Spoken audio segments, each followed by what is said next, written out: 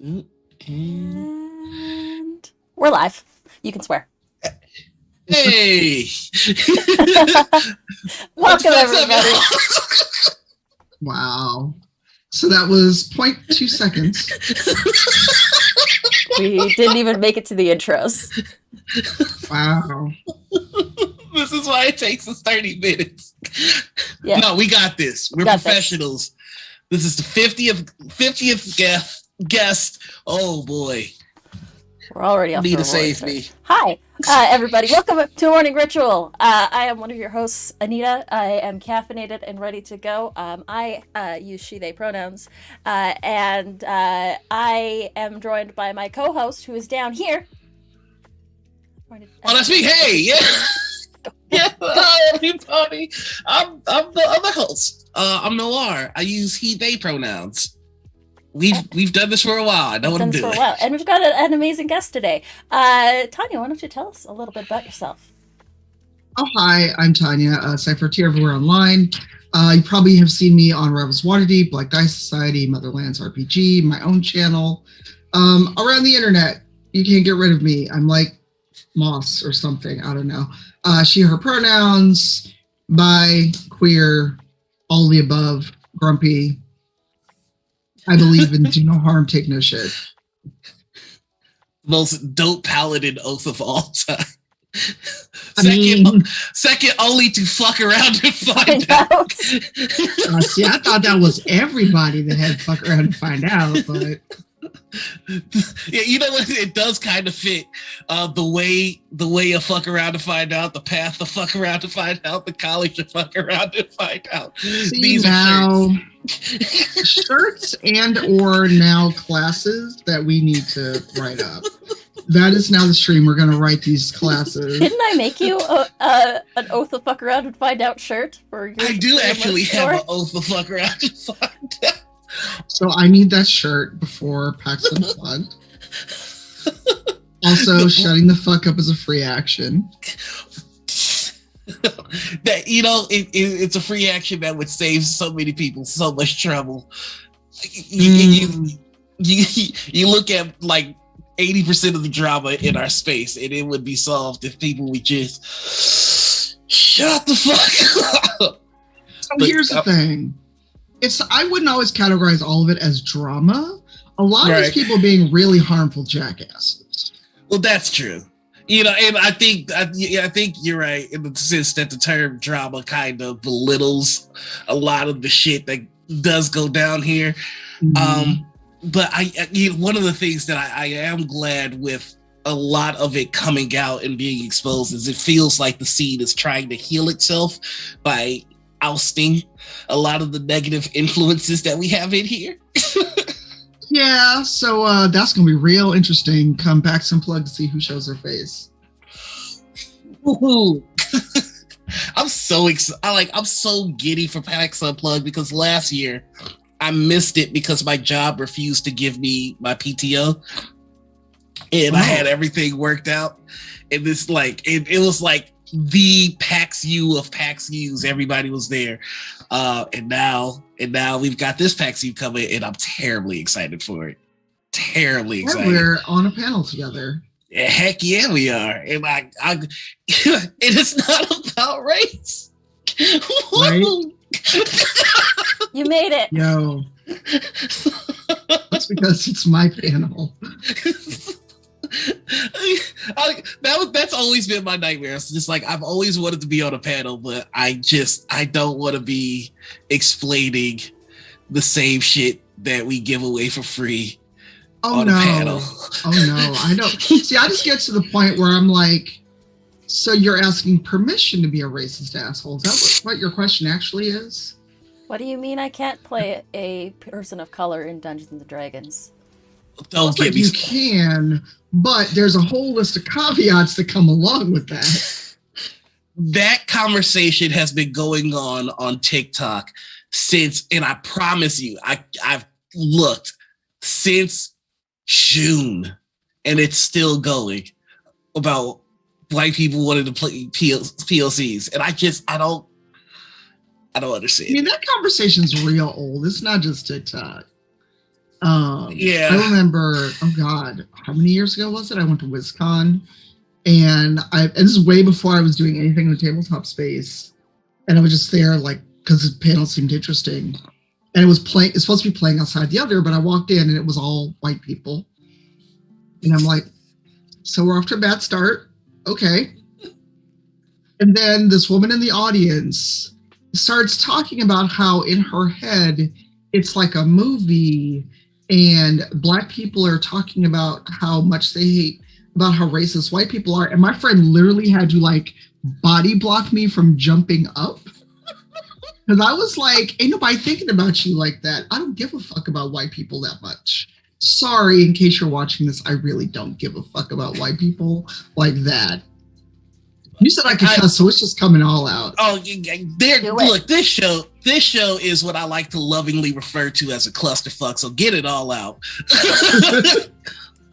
Like I'm actually kind of curious about, like, you were talking about this as well before you were in the TTRPG space, and we have made strides recently, kind of getting a little bit better, but like when you first started getting into the scene, I kind of imagined it being a little bit like the Wild Wild West, because there was no like you or B Dave or like, you know, to kind of clear the path.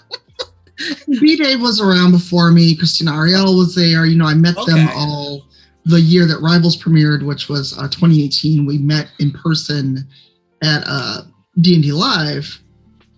But here's the thing, we always been here. It's just that people don't want to see us.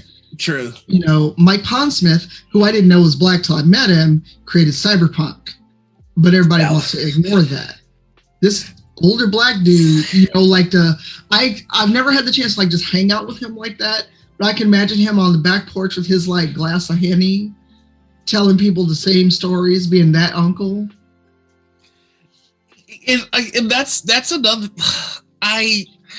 I got into so much shit when the Cyberpunk game came out, and it's the just video like, game.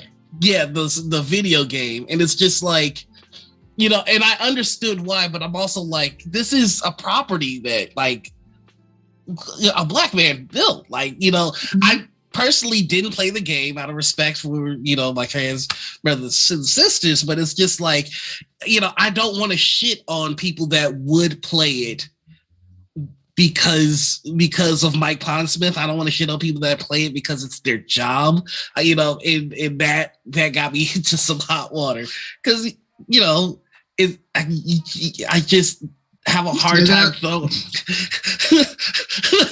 I just have a hard time throwing away like the baby with the bathwater. It's just like, what the fuck? I mean, but you say that like nuance exists in the world and on the internet. It's hard because, you know, like we both stream. I'm not sure, Anita, if you stream like outside of doing this stuff, like video game occasionally streaming. Like very rarely I'll do like a just chatting stream on this channel, but not I've done a couple Phasmophobia streams as well, but that's about it. Yeah. You know, like if you got a free key for it and you got a deliverable or you got to do something, that's one thing. But again, there is no nuance on the internet, you know, or even just to get it back to, or to get to, you know, when the day off Twitch happened. Yeah. And Motherlands fell on the same day that action was planned. We have a contract. You can't just be like, deuces, I'm not going to stream that day, because there's a lot behind a contract, but there were still people that, you know, acted like we were cowards, that we could just break a contract. And I was like, you have now told me you have never done an activation, had a contract in your life. I mean, I remember that happening, and what's funny is, because I directly recall that happening with Motherlands, as just a fan of Motherlands, you all got so much shit for that, but the same day, and I don't know if you're aware of this, there is this piece of garbage streamer, Arcadium, that got blasted for doing a whole bunch of just awful things, and he chose that day to do my explanation, my YouTube apology video, and I watched, and no one gave him shit for doing it on the blackout. It is just like, Well, because it was on YouTube. He did it on stream Twitch. Oh, well, because nobody. Well, so what I discovered with all of this is that some people streamed anyway and use that as their chance to talk about the issues on Twitch with the hate rates and everything else. But this dude is like, nobody, I didn't even know who he was. Like all these people that were against the blackout or whatever, I know who none of these people are. They're supposed to be huge streamers. I'm like, who? Because everybody keeps talking about like the one guy, I guess he played WoW and now he plays something else. And I'm like, who? Why should I care about his opinion? Because at the end of the day, nobody put a gun to anybody's head and said, you better do the blackout. But I mean, in those of us that live in reality know this. But there were people, even before the blackout day happened, there was like, if you stream, then I know you're dangerous to BIPOC or marginalized streamers. It's like, so I'm dangerous to myself? And that's exactly it. It's like the people that got the heat for streaming were the ones that were the target of the hate raids. So it's like, it baffles me because, nobody goes to this guy's stream and says, hey, you're streaming on a day where we're just supposed to be observing a blackout, but they can go to Motherlands and it's just like, hey, why aren't you observing the blackout? It just...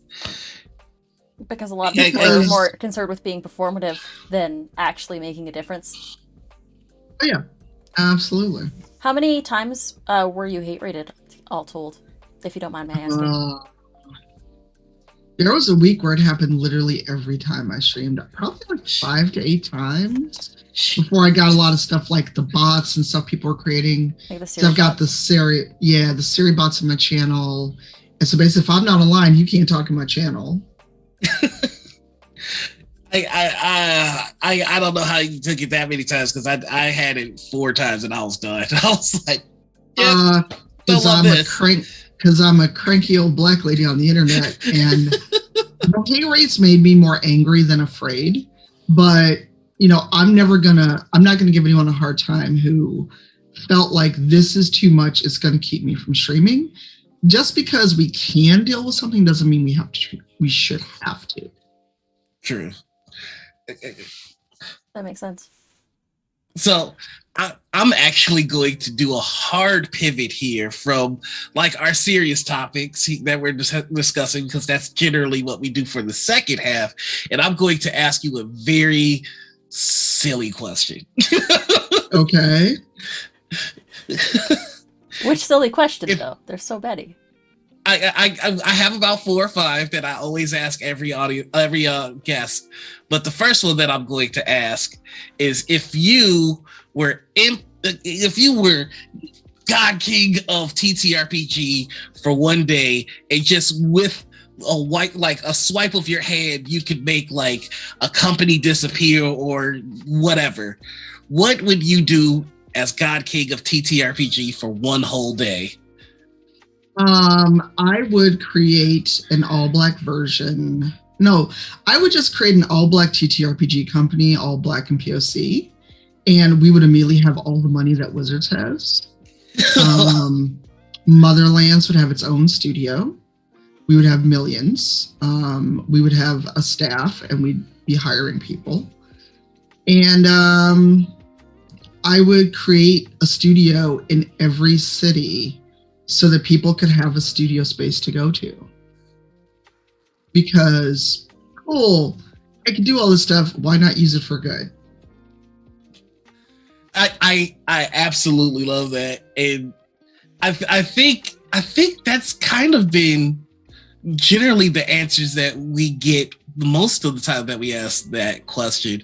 The only other hard deviation is just making accessibility and stuff mandatory. But I love a studio space everywhere, so everybody gets their chance to join in. Another question that I have here is, how do you feel about actual plays? Are they actually useful for helping grow a brand? Do you feel like, especially with something like Motherlands, which started from zero, like, do you find that a lot of the support is coming from the actual play, or the content that you are making and selling for Motherlands, like the Kickstarter? So, actual play unto itself, I think, is useful for a couple of reasons. One, as a tool to show that RPGs are for everyone. That was the whole premise behind Rivals of Waterdeep. It was never supposed to be like, look, we got a bunch of brown people playing D&D. The premise was always 5e is new. We're going to show everyone can play D&D. It's for everybody. That was always the premise. As a marketing tool, I think it's going to be harder depending on the property you're doing, because anybody can put on an RPG show. Anybody can do it. There's nothing keeping anybody from doing it. And what's happening is, like, Motherlands benefited, the Kickstarter benefited from us having a season and a half of the show on my channel. But we knew once this all started, once we got the funding from Twitch, that we wanted to put out a book. So that was always in the cards. But it helped to have that established base when the Kickstarter went live. Okay. But had the show not had a good grounding and was consistent, and we'd had like an external producer and everything, and we didn't have quality, nobody would have cared about this Kickstarter. So it's a good thing to have, and it can be a marketing tool. But at the end of the day, the actual play should be people playing whatever the system is and enjoying it. Because how many times have we looked at shows where people look bored, they look angry, they look upset. You can tell they're not into it, and they're there because it's a paycheck. Yeah. If I didn't like the people I play Rivals with or play Motherlands with or Black Dice, I wouldn't keep coming back. Okay, I feel that. The reason that I asked that question is because I see so many Kickstarters start with the Kickstarter and then do the actual play. I think Motherlands is like one of the only times that I can recall where it happened the other way. And I thought that was very interesting. Well, I mean, that was by design, because we want to see, like, if people are receptive to Motherlands, then yes, absolutely, we'll do the Kickstarter. That Kickstarter was in planning for a long time before it launched. And, me being a pessimist, I was fully ready for it to fail, because all POC group, and we've seen historically that Kickstarters and projects from all POC groups normally don't get the funding and the hype that other projects do. I mean, the guy who was a video game developer for how many years has never made a tabletop game, and that got millions of dollars just because of name recognition. Yeah. Yeah. But there's also fair share of people who hadn't watched Motherlands hop onto the Kickstarter through the hype as well. Yeah, and to be frank, it didn't hurt that we got press coverage. A lot of our friends in the space backed it and said they backed it and shared it. Oh yeah. Word of mouth is so huge for Kickstarter too. Right, and we funded 90 minutes. I had no thought that would happen. I really thought we'd be down to day 28 struggling, just because of how I've seen Kickstarters go. That's true. Like, there's been plenty of Kickstarters and I think there's also plenty of Kickstarters where people go into it and they don't appropriately hype it. Nope. You don't even know what's happening until it's almost halfway through, and then they're like, oh, we've only raised like $500 out of $20,000 that we need. And it's like, well, don't know what to tell you, but I don't know, maybe have a marketing plan. And, and that was part of it too. We actually spent the money for marketing through BackerKit. We brought someone on to help with marketing. That's not my expertise. Well, yeah. I can't do everything. And a lot of people don't realize how much work a Kickstarter is. Putting it together, putting it out there, and then fulfilling it. A lot of people see the success of Kickstarters like Motherlands or even Avatar Legends and think anybody can do this, and then just hop in whole hog without actually doing like market research, appropriate hyping, like making sure they build up a fan base. Like I know I've had a couple friends that have run Kickstarters, not just for games, but I've got a couple friends that are like dice companies. Like my friend Mark runs Ice Cream Dice, and cool. he built like a base over like the course of 2 years through like charity work and other things, and like put hype around this product that he was working on, and then finally released it. And even then, there was still like hiccups and bumps in the road from there.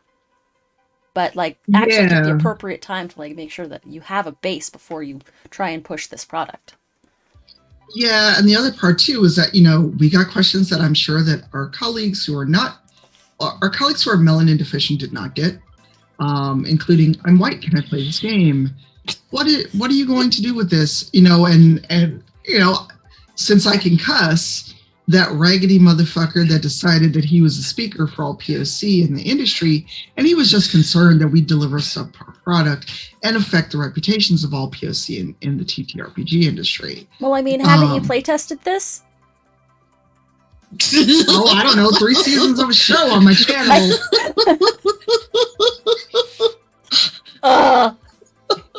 Well, and then it was like, well, I didn't know there was an AP, and I didn't watch the Kickstarter video, and then maybe you should shut the fuck up.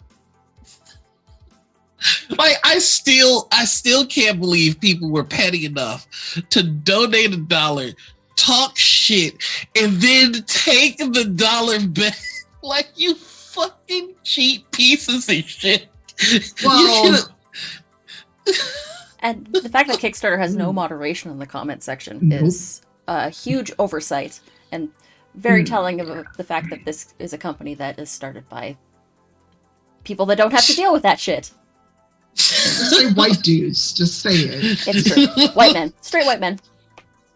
And, you know, when we were getting a bunch of ridiculous bullshit, I was messaging, because we had a direct connection to like one of the tabletop people at Kickstarter, and it's like, these are the messages we're getting. Well, we want everyone to be able to communicate. No, everybody doesn't get to communicate with me. So what I started doing, anything I posted was only to people who backed. But then when you got the people who've done $1 just so they can comment, and the thing is, they had no good intent. They were never going to back this in good faith. So at least we could trap their $1. Like, can we do that? Like, you don't get this back. Well, it's like $1. $1 ain't worth anything. Like, no. You don't get to abuse me for a fucking $1. That's like true. Like there was someone who actually tried to get in the Motherlands Discord and kept tweeting at us and all this other stuff talking about how we were racist. And it's like, you have 50 years of TTRPGs to go play if you don't want to have no brown people. No one's stopping you. You don't have to be here. I have noticed that whenever something comes out that makes white folks uncomfortable, the default is to the default for people who see that and get pissed is to call you racist. Like, I did the list of like the Twitch payout folks. Yo. And like I got so many comments going like, you're racist, you're racist. Why are you making this about race? And I'm like, how are you missing the big picture that I'm presenting? Or this person is black, even though they are very white passing. I mean, I'm not one to judge anything like that. There's a huge colorism issue that absolutely that opens up, but it's just how much time we got? I'm telling you, not nearly enough. I mean, you got a heart out at 1, don't you? No, I don't. My meeting got pushed back, so. Well. But you know, these are the people, and here's the thing, and people are going to get mad, I know, because someone does this every time they come up with the dictionary definition of racism. We do not have the systemic power to be racist. I can't deny a white person access to anything. I can't hire them, fire them, whatever, in the way that systemically we have been denied housing, care, anything that is like, oh, you brown, you're black, I see a dark skin. No. And, you know, redlining in Chicago, ghettos that have been created, all the things that we have lived through historically. And it's like, I don't have the power to do any of this. So when you call me a racist, you're wrong. If you really want to go there, you can call me prejudiced. You'd still be wrong. But I ain't a racist because I don't have that kind of systemic power behind me. It's a very simple metric to understand. Like, if I hate white people, I can just hate white people, and that's about the extent that it can go. But if you're white and you hate black people, you can use the system to make my life difficult. That can back that up. I don't know how anybody can study history, but again, that gets into CRT, and that's a whole nother goddamn conversation. Let's talk about that for a hot second, because I saw a tweet going around. Sorry, I got a random FedEx notice, and I'm like, what? I wasn't expecting this package till Monday, and I think it just got dropped off. I love when that happens. And I'm like, but it was like this long text message. I'm like, sorry. My phone's like right in front of me. But I saw this tweet with a woman standing up in some school talking about, well, my daughter asked if she was evil because she was white. And I really want to reply to that tweet like, yes. Like, if y'all keep asking these questions, the answer is going to be yes. And it's like, y'all know that we are not sitting here teaching people by default that white people are evil and everything else. What we are teaching people, and not ignoring history, is that white people and white passing people have benefited historically from racism and racist setups. I mean, look at the police. Look at how schools are structured. Look at how the medical industry is structured. If I go in and need medical procedures or anything else, they may assume, especially if I need like morphine or something, that I must be an addict simply because I'm a black woman, or they're going to assume that I have kids, or fill in the blank of all the things that people assume about black folks and medical history, or that we don't feel pain the same way. I was just about to make that point. Yeah. Yeah. What's funny is, just on the topic of CRT really quickly, I believe it was the governor or mayor of Alabama tweeted like, hey, we have officially banned CRT in our state because we're not going to teach hatred.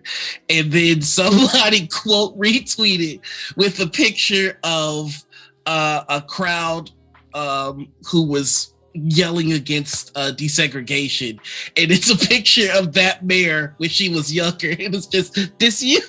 And it's the most brilliant caught in 4K moment I have ever seen on the internet. And it just made me so happy because now people get in the ass. We do not. Oh, wait. It's through our stream team. Have it. Through our stream team. Yes, we do. We do have the gem codes. I always forget about that. The gem codes are through one of our streaming partners. So there's a link to their VODs where folks can get the codes. We're not affiliated. Okay, because I was just like, okay, sure. I don't know what you're looking for. It's because we're part of the Rolling Together stream team. You can click on the link and then just go to the people that actually have the setup for that to get the code for it. We want to be sponsored by them, true. But we're still trying to form that kind of relationship with a lot of folks. We don't know what we're doing. We have no idea what we're doing. That's fair. That's okay.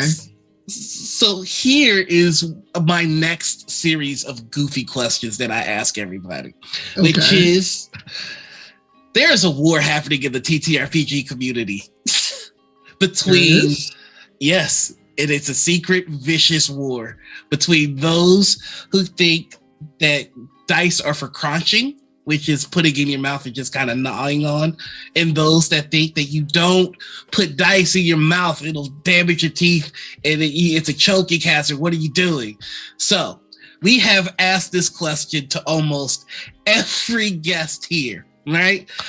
B. Dave is very much on the side of don't put dice in your mouth. But then we got people like, Abria, who works with the dice company, who's actively trying to make dice look more delicious, so people gnaw on them and then have to buy more dice.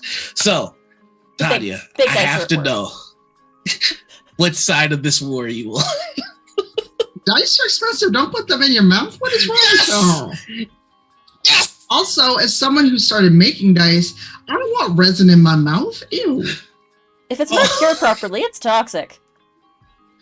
Well, but also they're just like dice are expensive, and depending on what they're made out of, you'll have a nice dental bill to go with your broken dice. That's what I'm telling these people. They stop the crunch. Thank you. So this is the weird thing. Like every time the few times I do share the dice I've made, there's always someone that talks about they want to eat them, and I'm like, I don't know what's wrong with y'all. Like they're not food.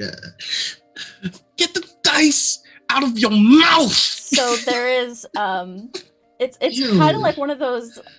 There's a couple different things, like it's called like forbidden noms. There's a set of like these cuneiform clay tablets like that are in like this bowl, and they look like shreddies. So people are just like, these are like forbidden shreddies. Or there's obviously like the Tide Pods look like candy, folks. Or there's one where it's like this little amber figurine of a bear from like the Neolithic era.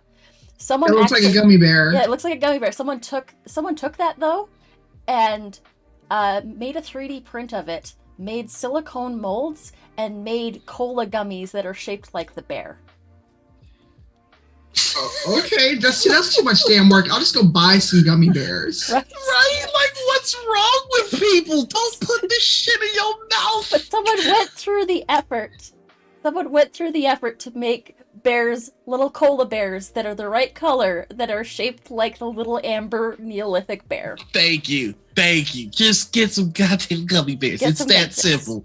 They're gummy bears. Sitting here like, Callan, don't be that person. Dice are absolutely forbidden. let Callan do that. When they ain't got no teeth, don't come crying to us. The Sparrow, I just paid $500 after my insurance paid 70% for a broken tooth, and the dentist isn't even done. Okay, these are metal dice. Why would I put these in my mouth? That's what I want to know. Like, why are we doing this? People, you gotta stop. I want a list of all our guests and what side of this they're on. Brendan Lee Mulligan was on the side of Crunch because there's a video. It's Brendan Lee Mulligan. Brendan was a coward. Brendan didn't choose a side. That's Brennan, though. Are you surprised? Brennan will choose chaos. It's true. Put it this way: this is lovely and shiny, but why would I stick it in my mouth? I don't have anything particularly like candy. Yeah, Brendan said crotch responsibly. Yeah. You can't do something that's inherently irresponsible responsibly. I'm sorry.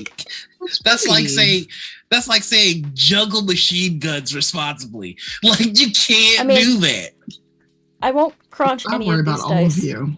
because my friend put inclusions in them that are definitely, well, one, they're resin, and two, one of these has a bee in it, and I'm not going to crunch the bee die. I need all of you.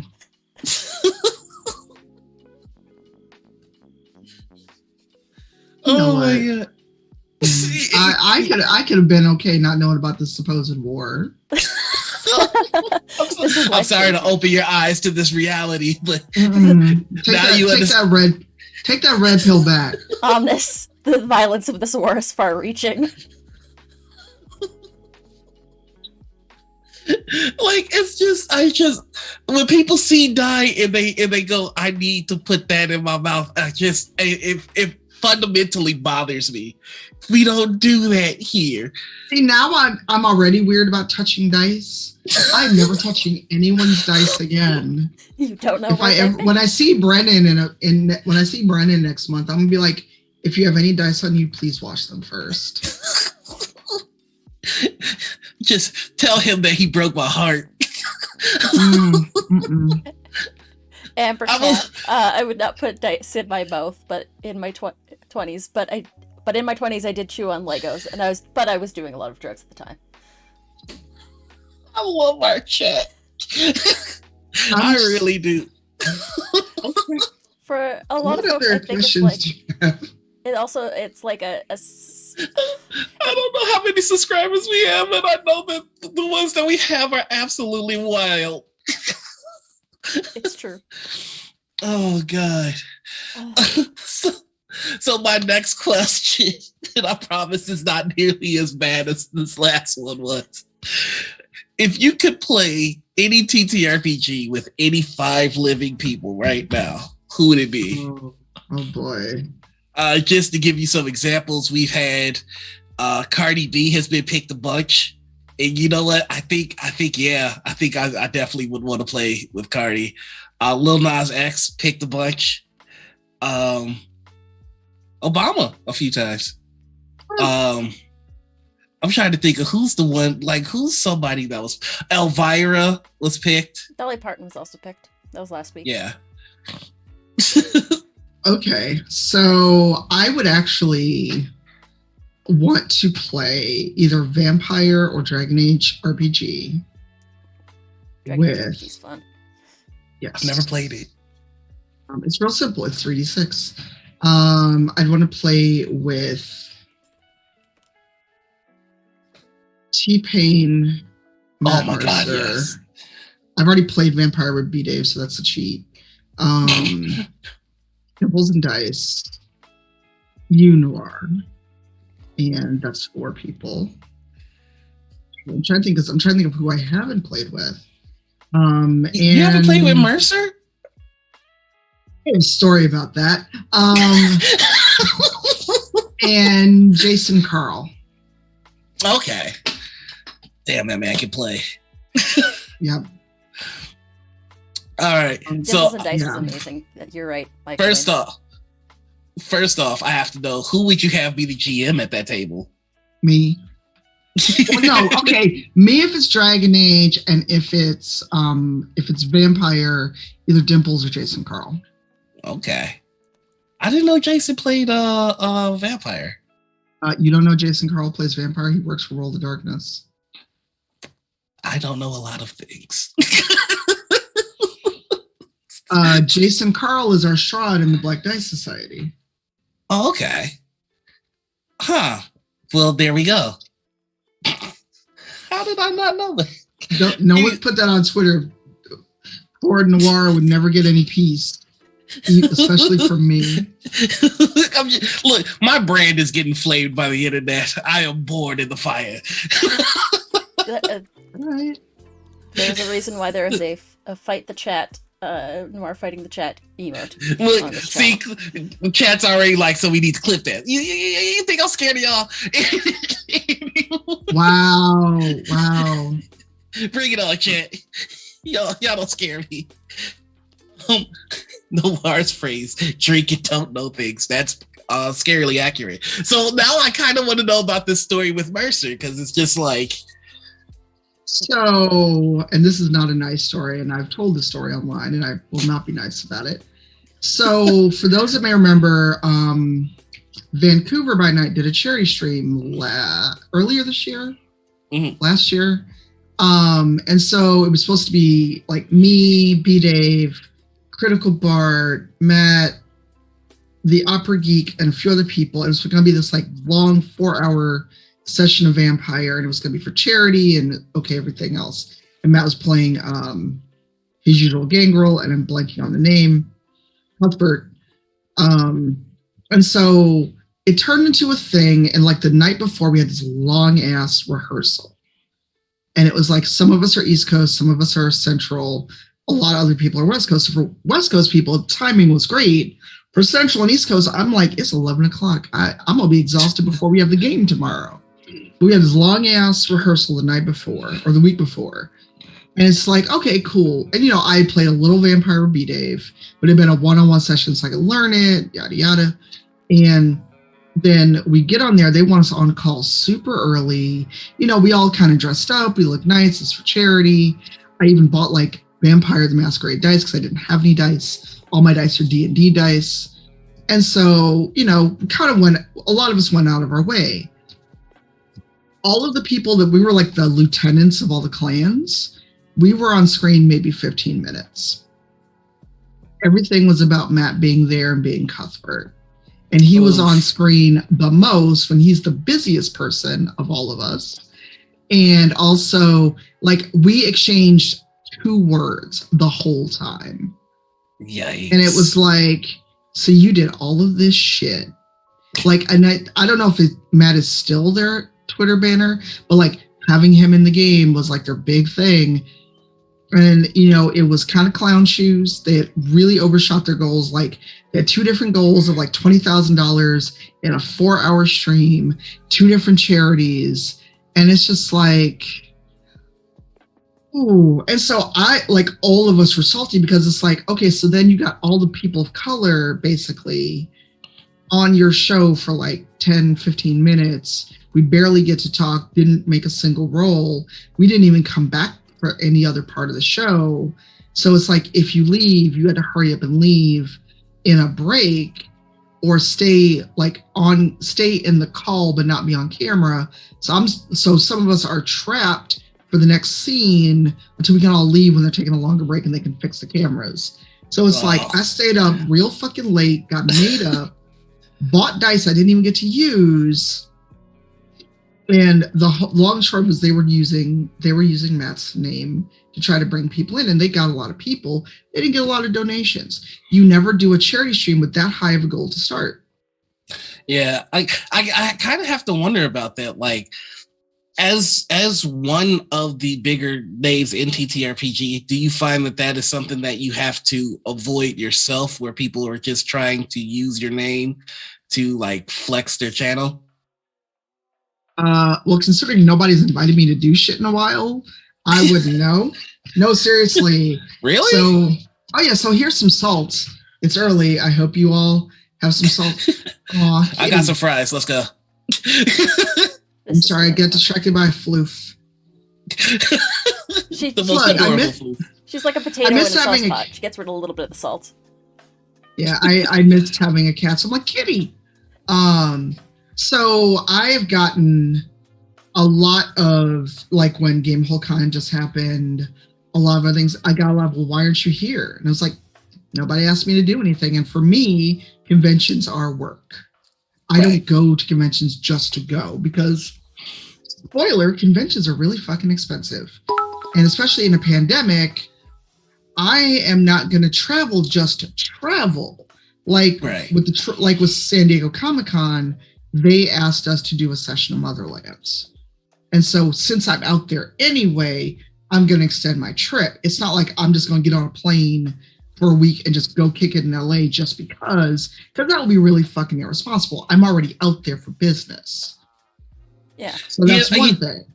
Yeah. It's like Gen Con. We went there to do Morning Ritual Live, and Noir went to host the stuff for Gen Con TV. Right. So, and like Gen Con was a working con for me. Yeah. I have never been to Gen Con just to go to Gen Con. And even for me in Noir, it's driving distance. It costs me as much to go to Gen Con as it does me to go to like PAX West, because the hotel's expensive. You got to rent a car or pay for gas, pay for parking. And I keep getting a lot of and I keep getting well, why weren't you at Game Hole Con? And Roll20 got announced. And I get why aren't you part of Roll20 Con? And I'm like, nobody fucking asked me. And I get one of 3 things. Either, I could never bother you, you're so important, which is bullshit. I assumed you were busy, or, well, you're famous, I couldn't bother you since I couldn't pay you. But if you don't ever ask me, how are you going to fucking know? That's true. That's true. And like personally, like that is something that, you know, I had to get over as well, which is like, you know, you're respected as hell, and it's just Noir, you're my neighbor. I know. Well, and hold on, I'll go work my way to that point, and it's just like at some point I had to ask myself, like, obviously I hold a lot of people in high esteem, like D Dave and all that kind of stuff. Like, there are a bunch of people that I aspire to be like in the space. So like, why is it that, you know, going to you was like, you know, a massive thing?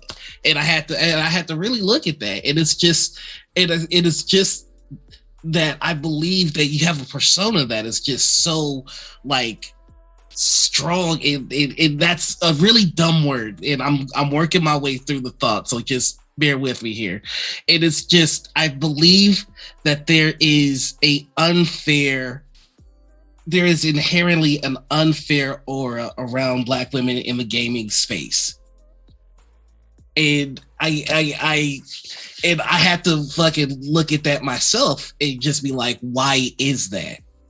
And I think that, like, I have just been the target of hate raids, and I've never really had hate like that sent at me before.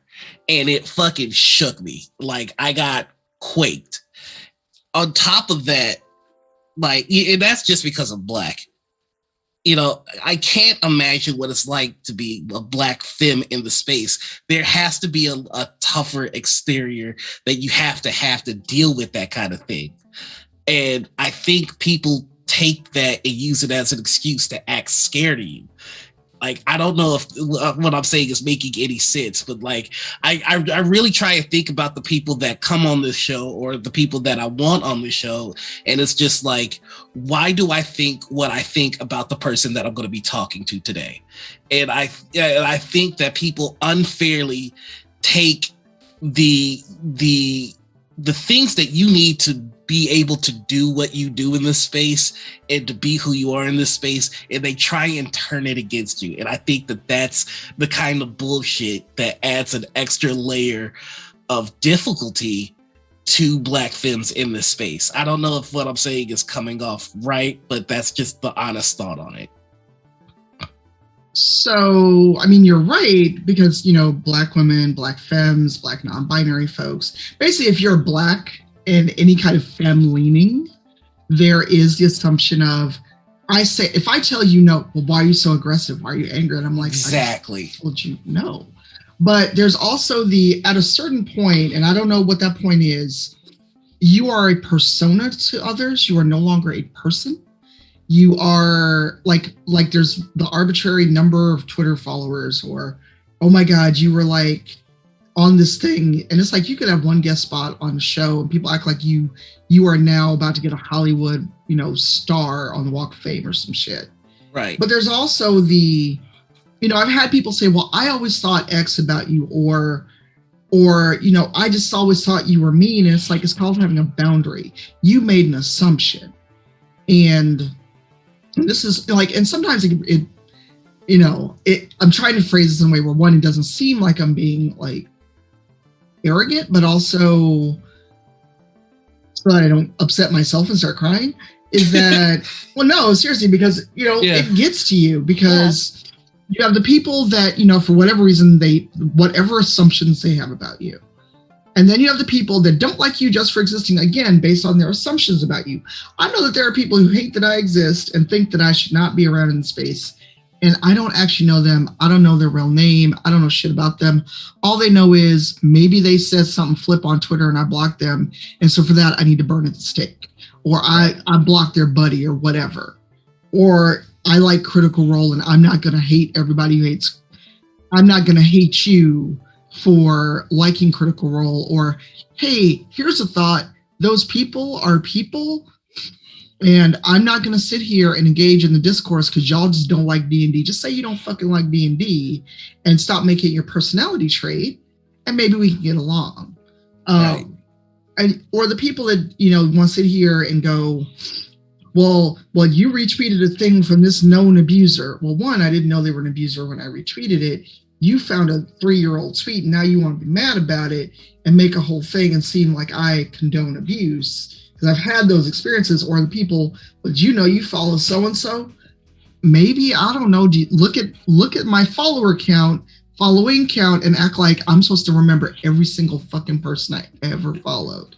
Or that, I don't know, maybe I just don't see the tweets you see. Or how about if y'all are mad at each other, don't drag me in your shit.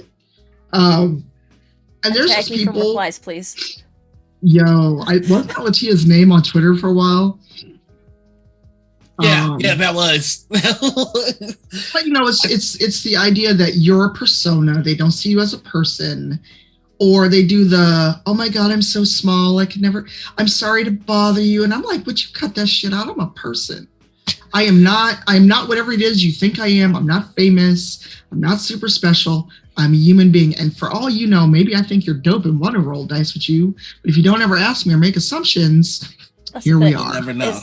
There's always going to be that you that people have built up in their heads about you. And the problem is you don't have control over that. And that is terrifying and shitty. Right. And that and that's another unfair aspect that I kind of wanted to just touch on real quick, which is by no means do we need to get into this deeply, but there is a bit of a crabs in the bucket mentality that I've noticed in the game space. Matt Mercer is Matt Mercer, and for what it's worth, there aren't a lot of white people that are just like, I don't succeed because Matt Mercer is successful. You know, like there are, but we don't often hear from them because they're not successful. True. But I feel like there is a terrible instinct that we need to just as a collective, as a space, get over, where we don't attribute somebody else's success to our failures. Or, you know, I'm so glad we talked about this. And Anita, please jump in whenever you want to, because I feel like I'm talking so much. Oh, you're good. There's always gonna be. Sorry, my brain is also a little bit wired on caffeine, so That's but you know, let's talk about it. And I'm gonna call a spade and put this shit out there early. Someone who has, you know, been revealed to be an abuser is trying to creep back in. That was his MO of how dare it, where's my success? Where's my interviews? Where's my coverage of my game? Well, is it a game? Is it an art book? What the fuck is it? You don't even know yourself. But yet, if people didn't support you and they're white, they're a racist. And if they didn't support you and they're a person of color, well, then you just don't want a brother to succeed. I have no control over your success. And people live rent-free in other folks' head far too much. Sorry, my nose is itchy because, of course, I'm not on my camera. Now my nose wants to be itchy. You're fine. But there's always those people that go, well, so-and-so is successful, or like, you know, let's use Motherlands. Well, Motherlands had this Kickstarter and they got all these people. And it's like, you don't know the deal we have with Twitch. You apparently don't understand that even though we got all that money is going back into putting a book out, is putting out all those extras that people bought with their Kickstarter. We have to fulfill the Kickstarter. There's not free money to be had. Or this idea that, let's say, you know, y'all are successful, and if I'm going to go, oh, well, you know, if they didn't have that show, I could get all these people in my time slot or whatever. How about you go work on your fucking content, as our friend Pleasantly Twisted likes to say? Because if you are not doing your work, if you're not promoting yourself, if you're always just running around the internet mad because someone else has succeeded and put in the work, because let's be real, by the time you see someone as a success, they have put in years of time. I've been doing this going on 8 years. I didn't just spring whole cloth into the RPG space 3 years ago. Right. I've been playing RPGs since, you know, D&D first edition was out.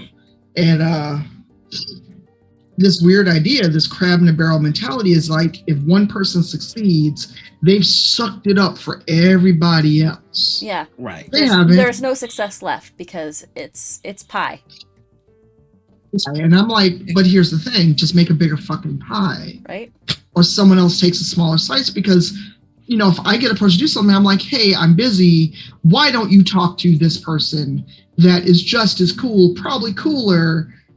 Just because you see a name and you quote unquote know that name doesn't mean they're A, always the best fit, B, available, C, may want to do the project. It may not be their thing, but people see a name and they attach a level of success to a name and think, well, if we could only get B-Dave, we could only get Christina Ariel, we could get Quiddy, then by default, this is going to be a success. Yeah. That's not true. Oh, that's the thing. It's like a lot of people are willing to get a Matt Mercer and then rest on their laurels on the fact that they got a Matt Mercer. Right. I mean, and to be honest, a lot of these questions are coming from personal experience and growth. I used to be big man, like, why isn't it my turn and all that kind of stuff. And then like, well, maybe if I just got a name or something, and then you grow and you learn and you kind of start to you start to see the humanity behind the persona. You start to see the humanity behind the usernames, and you realize, oh, okay, so like I'm starting to understand why things work the way they do. And that does take a level of growth, which is, oh, I'm so sorry, y'all can hear my lawn. No, it's mine. It's mine. Oh, I also have it going on right now. We've got music on the stream, so like any background noise gets cut down by that at least. So okay. But there's. Oh, go ahead. Sorry. Oh no, I was just gonna say, but I that's why I like having these conversations on here, to try and get to try and let people know that there are people behind the personas, and follower count does not equal dollars. Trust me. Right. So, because here's the thing, I put it out there before. It's like, with my Patreon, with Coffee, with Twitch. If even a third of the people who follow me on Twitter became dollar patrons, I could not have taken all these other gigs. People don't seem to realize that just because you got X number of followers, they assume you're rich. Like and it's weird. And it was a mutual or someone that I followed, and it's like, I forgot I followed them or whatever. And then I've had people just randomly hit me up for money. And I'm like, I'm sorry, why would you think that I'm going to just give a random internet stranger who came to me, who assumes that because I've got X number of Twitter followers, that I must be rich? Because there's doing well, and then there's rich. I am not rich. I will never be rich. Generational wealth is not a thing for Black Americans. Let's just put it out there. I am doing well right now, but as we know, all of this could go away tomorrow. And Twitch could shut down, whatever. And the thing is, the Twitch payout, and that's why I did what I did with the list, because there wasn't a single Black film on the top 100 Twitch payout list. Not one single person. And of femmes in general, how many were there? Like 3? 4, and then 3 of them were on Critical Role. But hey, it's so much easier for female streamers, isn't it? Yeah, that argument I feel like should never be made by anyone ever again, because it's the way things are perceived on the internet is so skewed. And it's skewed in almost a way that is detrimental towards the people that are being perceived. It's just it's a whole topic that I could milk for like an hour, but truly, there are difficulties in working in this space that I don't think the general public appreciates. There's a lot of work that goes into it, and there's a lot of connection building, and that's the thing, is like I said, there's a lot of people that are willing to like have someone guest on their stream that's like a big name, and then be like, oh well, this big name was on our stream, and then try and ride that wave, or get the critter hug and try and ride that wave. But that wave doesn't last for as long as you think it does. And and even being on things like Jasmine Bullard, that bronze girl. Yeah. She's talked about this a lot, where she had a couple guest spots on Critical Role. And people were giving her how did you get on there? How dare you? They thought she didn't deserve it. But then it's like also this, well, you were on Critical Role. She was on Critical Role twice. Yeah. As a guest. She doesn't live in LA. She can't just bop over there whenever. Or even to this day, I've got photos and stuff I took when I was out in LA the last time I got to see Matt and Marisha that I will never post, because you can't even mention them while people go, so when are you going to be on Critical Role? How about I'm not? That's not why we're friends. That's not why we went out to dinner because I hadn't seen them in a while. This was not you must be talking about Critical Role. Yeah. No. Shocking. And Panda, who's in the chat, may laugh at this. And this is why I get a little annoyed, like when I'm streaming or whatever, and it's like my personal channel, and people immediately want to come in and talk about, oh, Black Dice or Motherlands. And it's like, personal channel, not talking about that right now. Could you let me have something that is not tied to those? They want to talk about Rivals. And it's like, it's 6 a.m.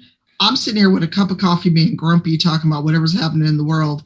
And you want to roll in and talk about a week-old episode where honestly, I probably don't remember what happened because I have a terrible memory. I do. I have to write stuff down. I become that person. Lamia, or you're they come 100% right. in. People are more than their job or career or things that projects that they're on.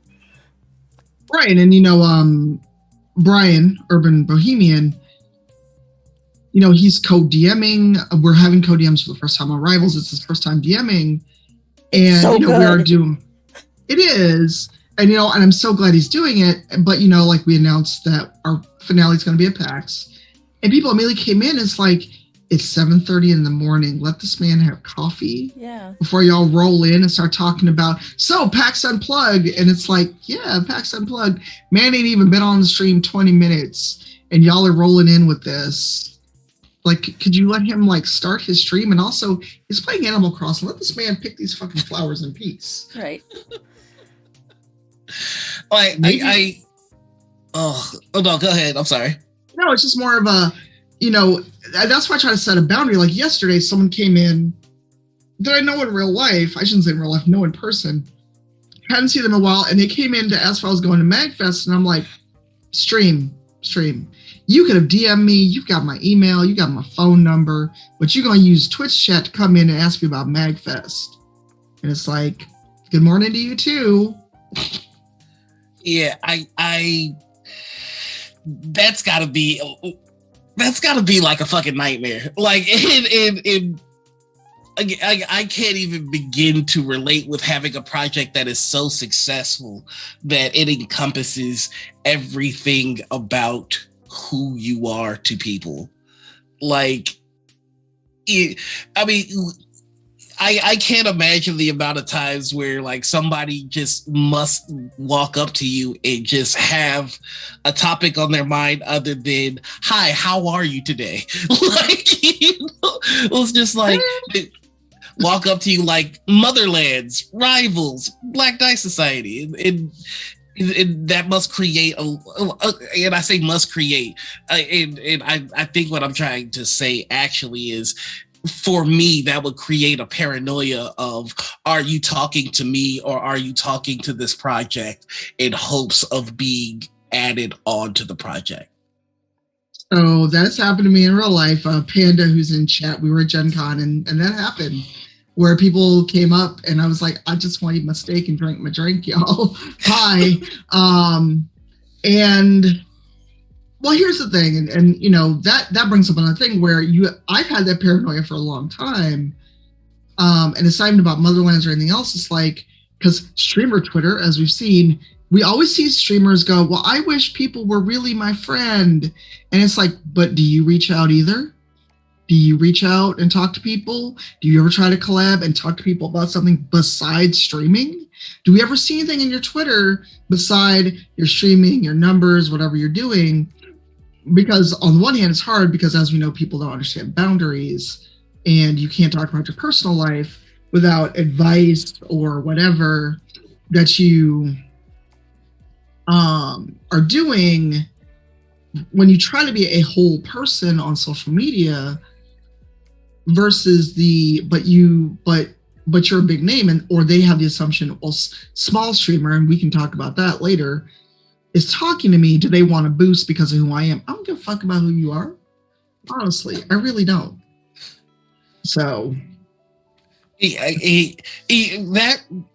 that also made, like, personally, I am very kind of quiet into myself and introverted, but in front of a camera, you know, you turn it on and then there it is. Mm-hmm. And so the people who feed off of other names and that kind of stuff, I think they make it very difficult for introverted people. Because like there's immediately like a couple of days that I would just love to be like, hey, how's it going? Just to say hi. but it's just like I'm always worried there's that whole, you know, what's he want? Does he want a boost? Is he trying to get hooked up? Like, you know, and that's the insidious part of this whole thing. Like it's really uncomfortable online, which kind of brings me to one of the things that you created, which I thought was very cool, which was the Gen Con mixer. That created an environment where we were in a room with a bunch of streamers, but we were not just streamers, you know? Like, I actually got to play games with people and, you know, talk to them, which was a nice change of pace. And everybody in the room wasn't necessarily a streamer, but they were all POC in the RPG space. Yeah. But we didn't come in and start talking about stat blocks and streaming, and, you know, we got to just chill and kick it with other brown folks. Which was my favorite thing, though, with a couple of white people just kind of peeking in and like, can I come in? It's like, no.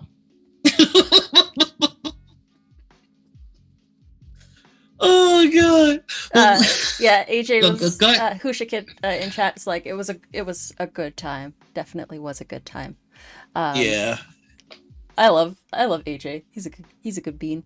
That was, yeah, I showed up at the very end of that after everybody was like getting ready to leave, because I got asked to come in by Noir. I'm like, is it okay? Is it cool? I'm just like, okay, Sarah's coffee's in here, so I'll just go say hi to Sarah.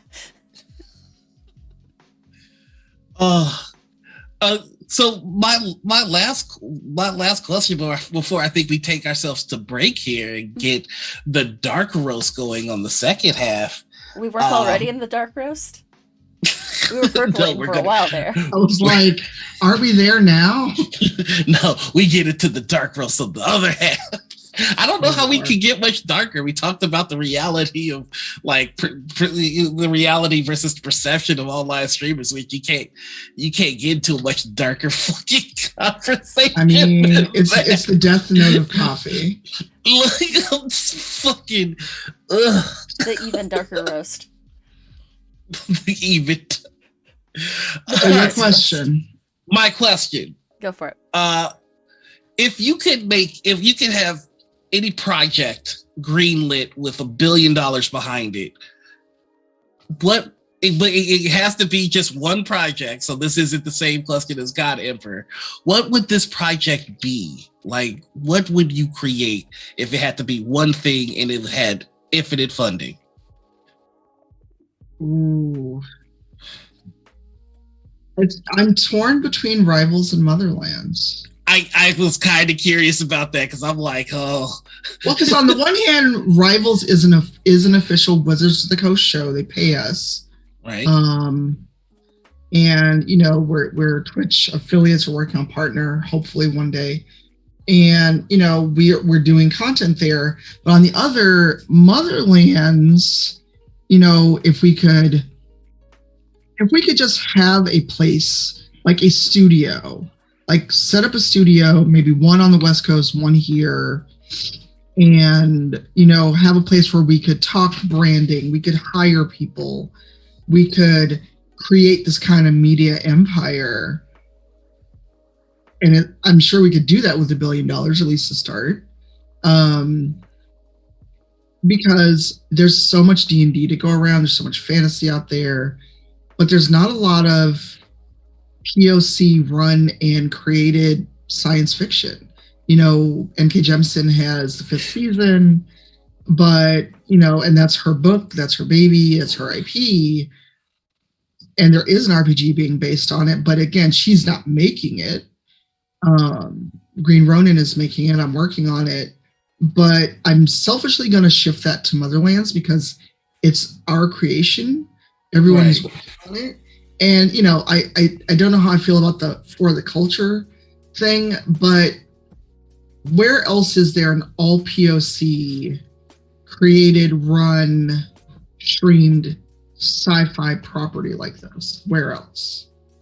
There really isn't.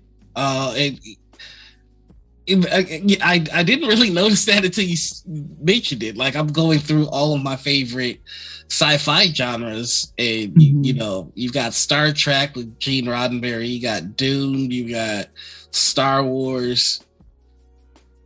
Yeah. I was going for such a stretch that I was even gonna go for Chronicles of Riddick, but I mean, Vin doesn't own that, so it's just, no, he's acted in it, but it's not his. Right. So it's just, there's really nothing. And you know, and this is, I don't know if people realize this, Twitch does not own the IP. It is our IP. You know, this is something that we own. And that unto itself is humbling and terrifying. Yeah. And I should know this, but is the Into the Motherlands plays on your channel, and you are partner, if I'm not mistaken. Correct. Okay. I'm curious, will there ever be a day where Into the Motherlands gets its own channel? I created a channel just to have the name, but the way, I mean, without getting into too many details, the way that the project is working with Twitch is that my name is on the contract, so it has to be on my channel. Gotcha. So like the D&D show that almost happened with someone we no longer name, it was going to be on their channel because I was like, I already have Into the Motherlands. It's a similar project. Basically, whoever signs the contract, it's on your channel. Right. Okay. And my second question, this was mentioned briefly earlier, which is, Rivals isn't a partnered channel, and I'm like, how? I feel like you guys crush it every time that you're on. Because we just don't have the hours we need. We need to stream more content on the channel. We have reached out to Twitch through WotC, but you know, also if we get partner, I kind of want to earn partner, not be like, here's partner because we had connections. Okay. Like earning moral. So yeah, it would be your days and your hours streamed probably, or what you're missing for that. It's not the numbers at all. Okay. Yeah, and Sharif having a new small human kind of precludes the extra stream he was doing. So yeah. But you ever consider like rival spin-offs, like one shots and that kind of stuff? Thought about it. We jokingly talked about doing a look back of like, what if the rivals had met when they're all level 1? Like, you know, meeting them as young adventurers. That would be so baller. That would be so cool. Okay. Yeah, we just need to manufacture time to make that happen. Right? Yeah, the ultimate bad guy in anything is the schedule monster. Their CR rating is unbelievably unstoppable. It's true. So with that, we're gonna go on a quick, let's say 10-minute break. Sure. And then we will come back with the Dark Rose, which probably won't be any darker than the first half. Honestly, I can't think of anything more dark than what we already discussed.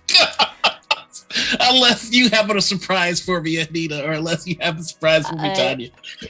Sure don't. So we're gonna hop on a 10-minute break. We'll see you all soon.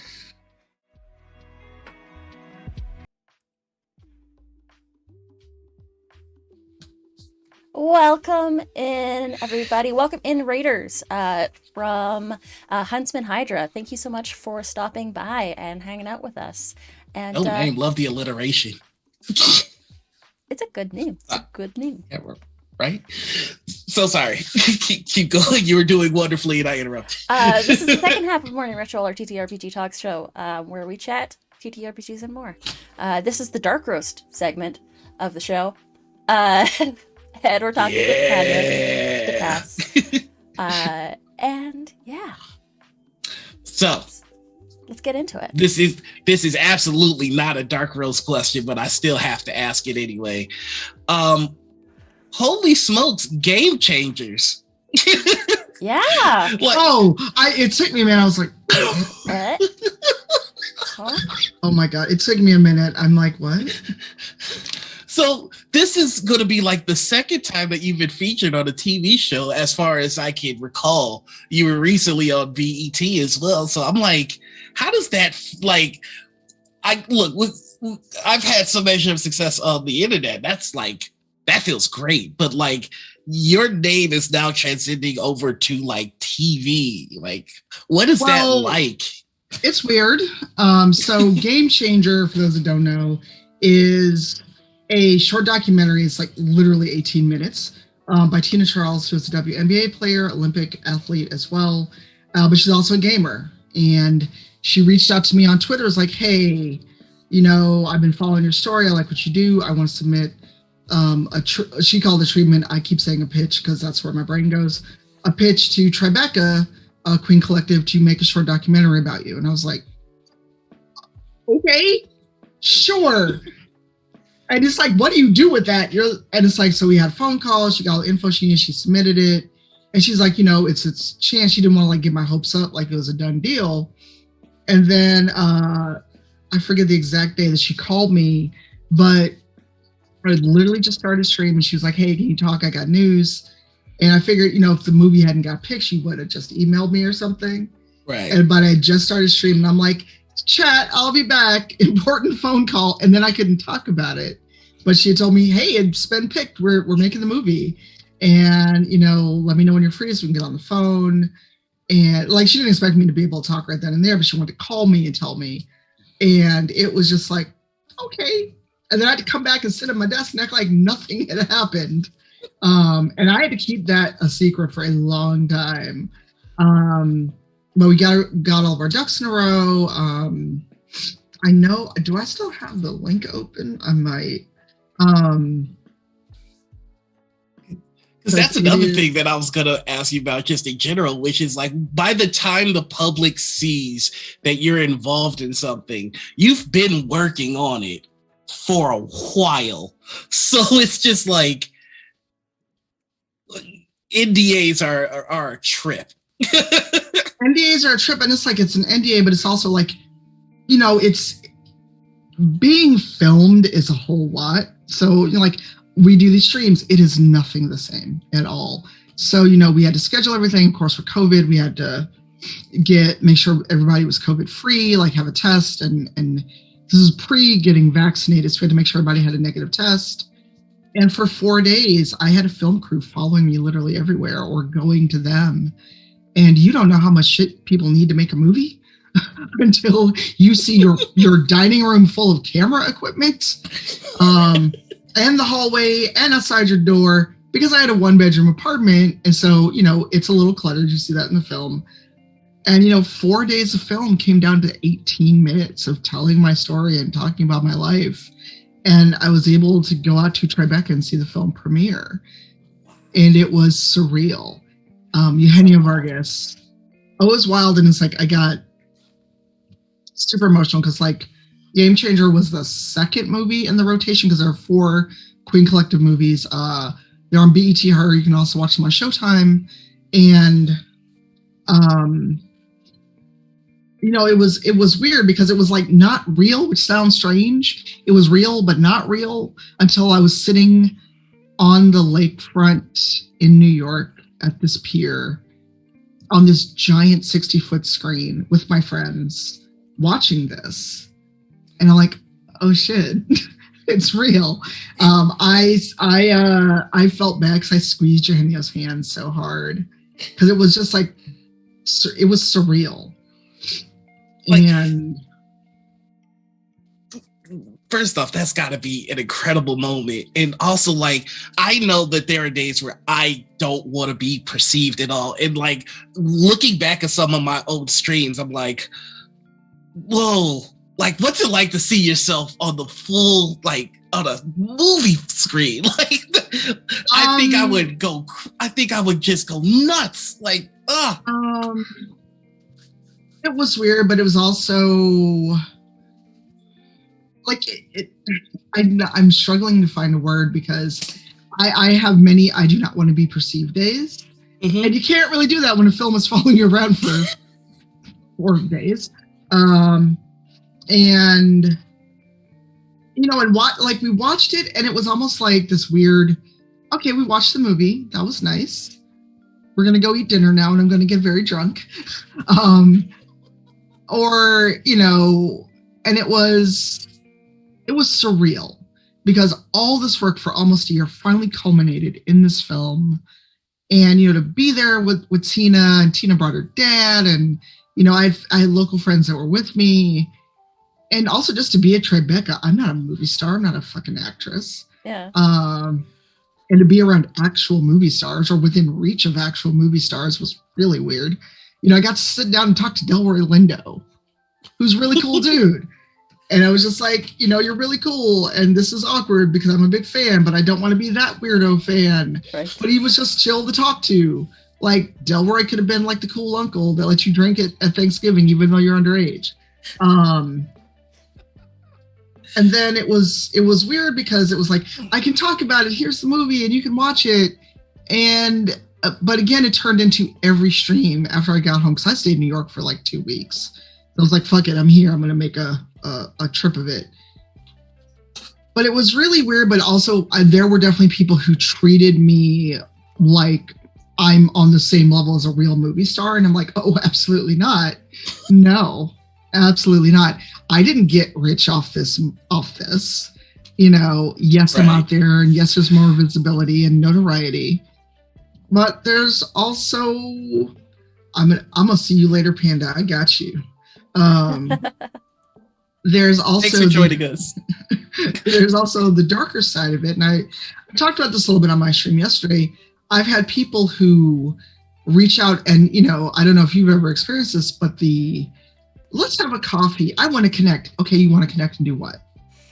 Yeah. What is it you think I can do? Just because there's a movie about me doesn't mean I can get you a job in the industry. I can't hire you. Spoiler, I don't pay myself for I Need Diverse Games. I do not draw a salary on the organization I run. All of my money that comes in is streaming, consulting, and everything else.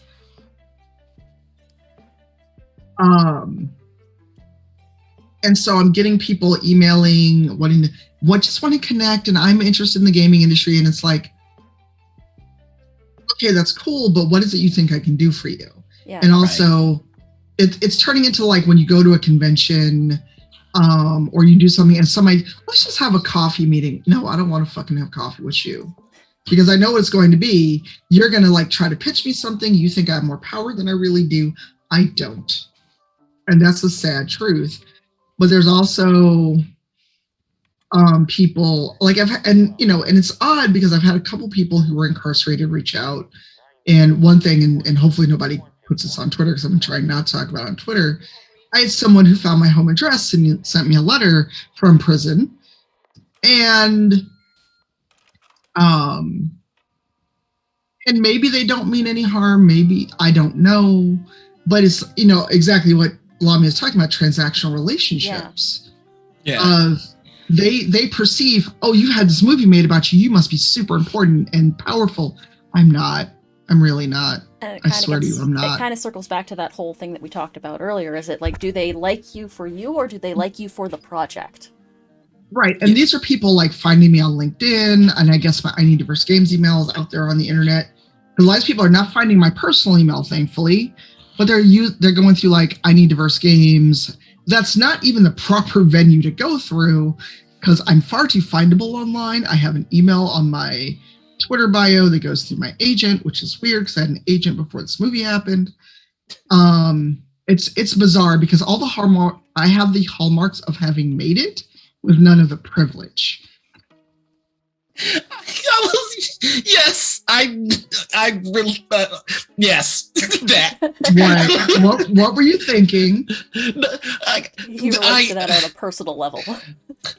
I talked to a few of my friends about, just some of the stuff that I'm doing. They're like, oh yeah, you get paid to play Dungeons and Dragons. That's it. I'm like, no, like it's not that at all.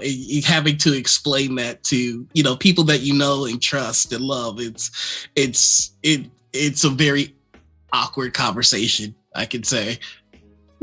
Yeah, or the people that think streaming is just turning on a camera and yelling and screaming, and people throw money at you to play video games. Absolutely not. No, Because it's exhausting.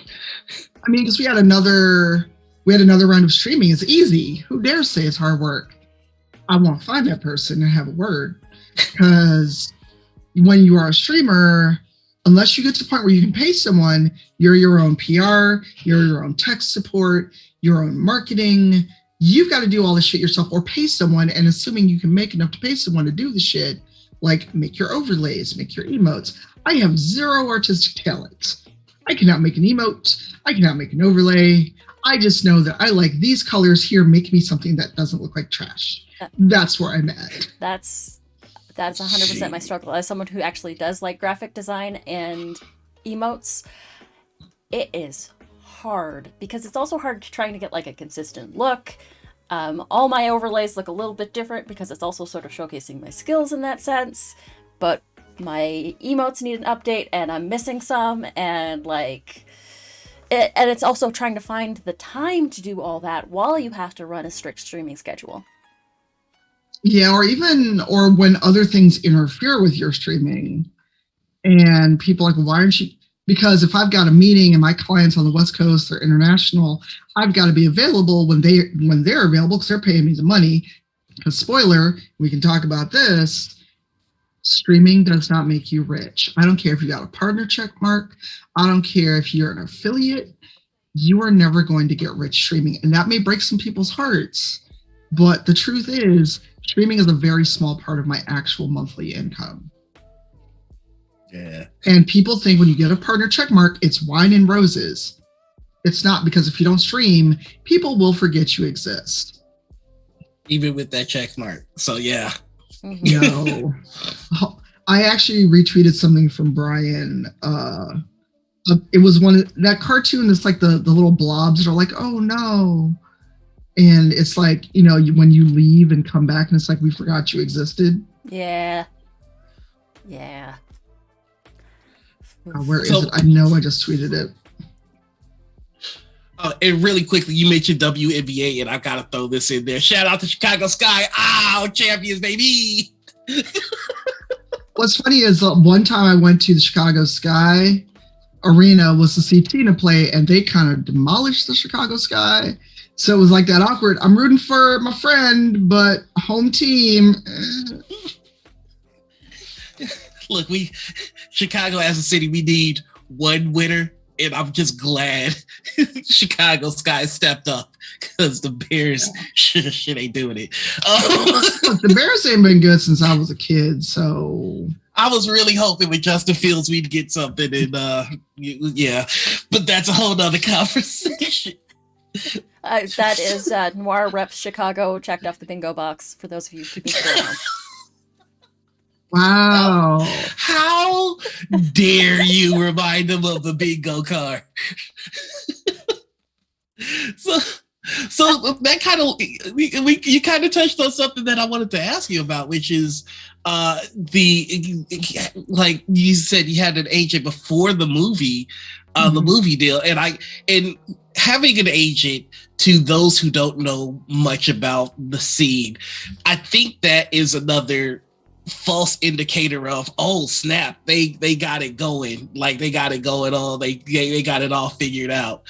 What is the reality of having an agent? Like, what, if you don't mind my asking, like, what does that do for you? And like, how did you end up there? So I wound up with Jessica as my agent because she's someone who's in gaming. She's actually a PhD who studies gaming culture, game design, and we met at the Game Developer Conference several years ago, and we kept in touch. And then she started with a friend a agency to represent influencers, creators, folks like that, not just streamers, because people, they do a streamer has an agent. And she was like, hey, I don't know if you have representation, but I've started this agency. Would you be interested? And we talked about it. And, I was leery because I had heard horror stories about agents of them taking like all your money, yada, yada. She's like, no, this is, if you get opportunities, they filter through me. I make sure that you get paid appropriately. I can be your sounding board if you get an opportunity and maybe they come directly to you. Basically making sure that I'm not doing stuff that's either not good for me, not good for, much as I hate this word, the image/brand, and C, making sure that I get paid for my time, because I was undercharging a lot in a lot of instances. And so, like activations I've done on stream, she's making sure I get paid the close to, if not the same, if not more, than white streamers that barely show up, don't want to be there, and barely do what they're supposed to do.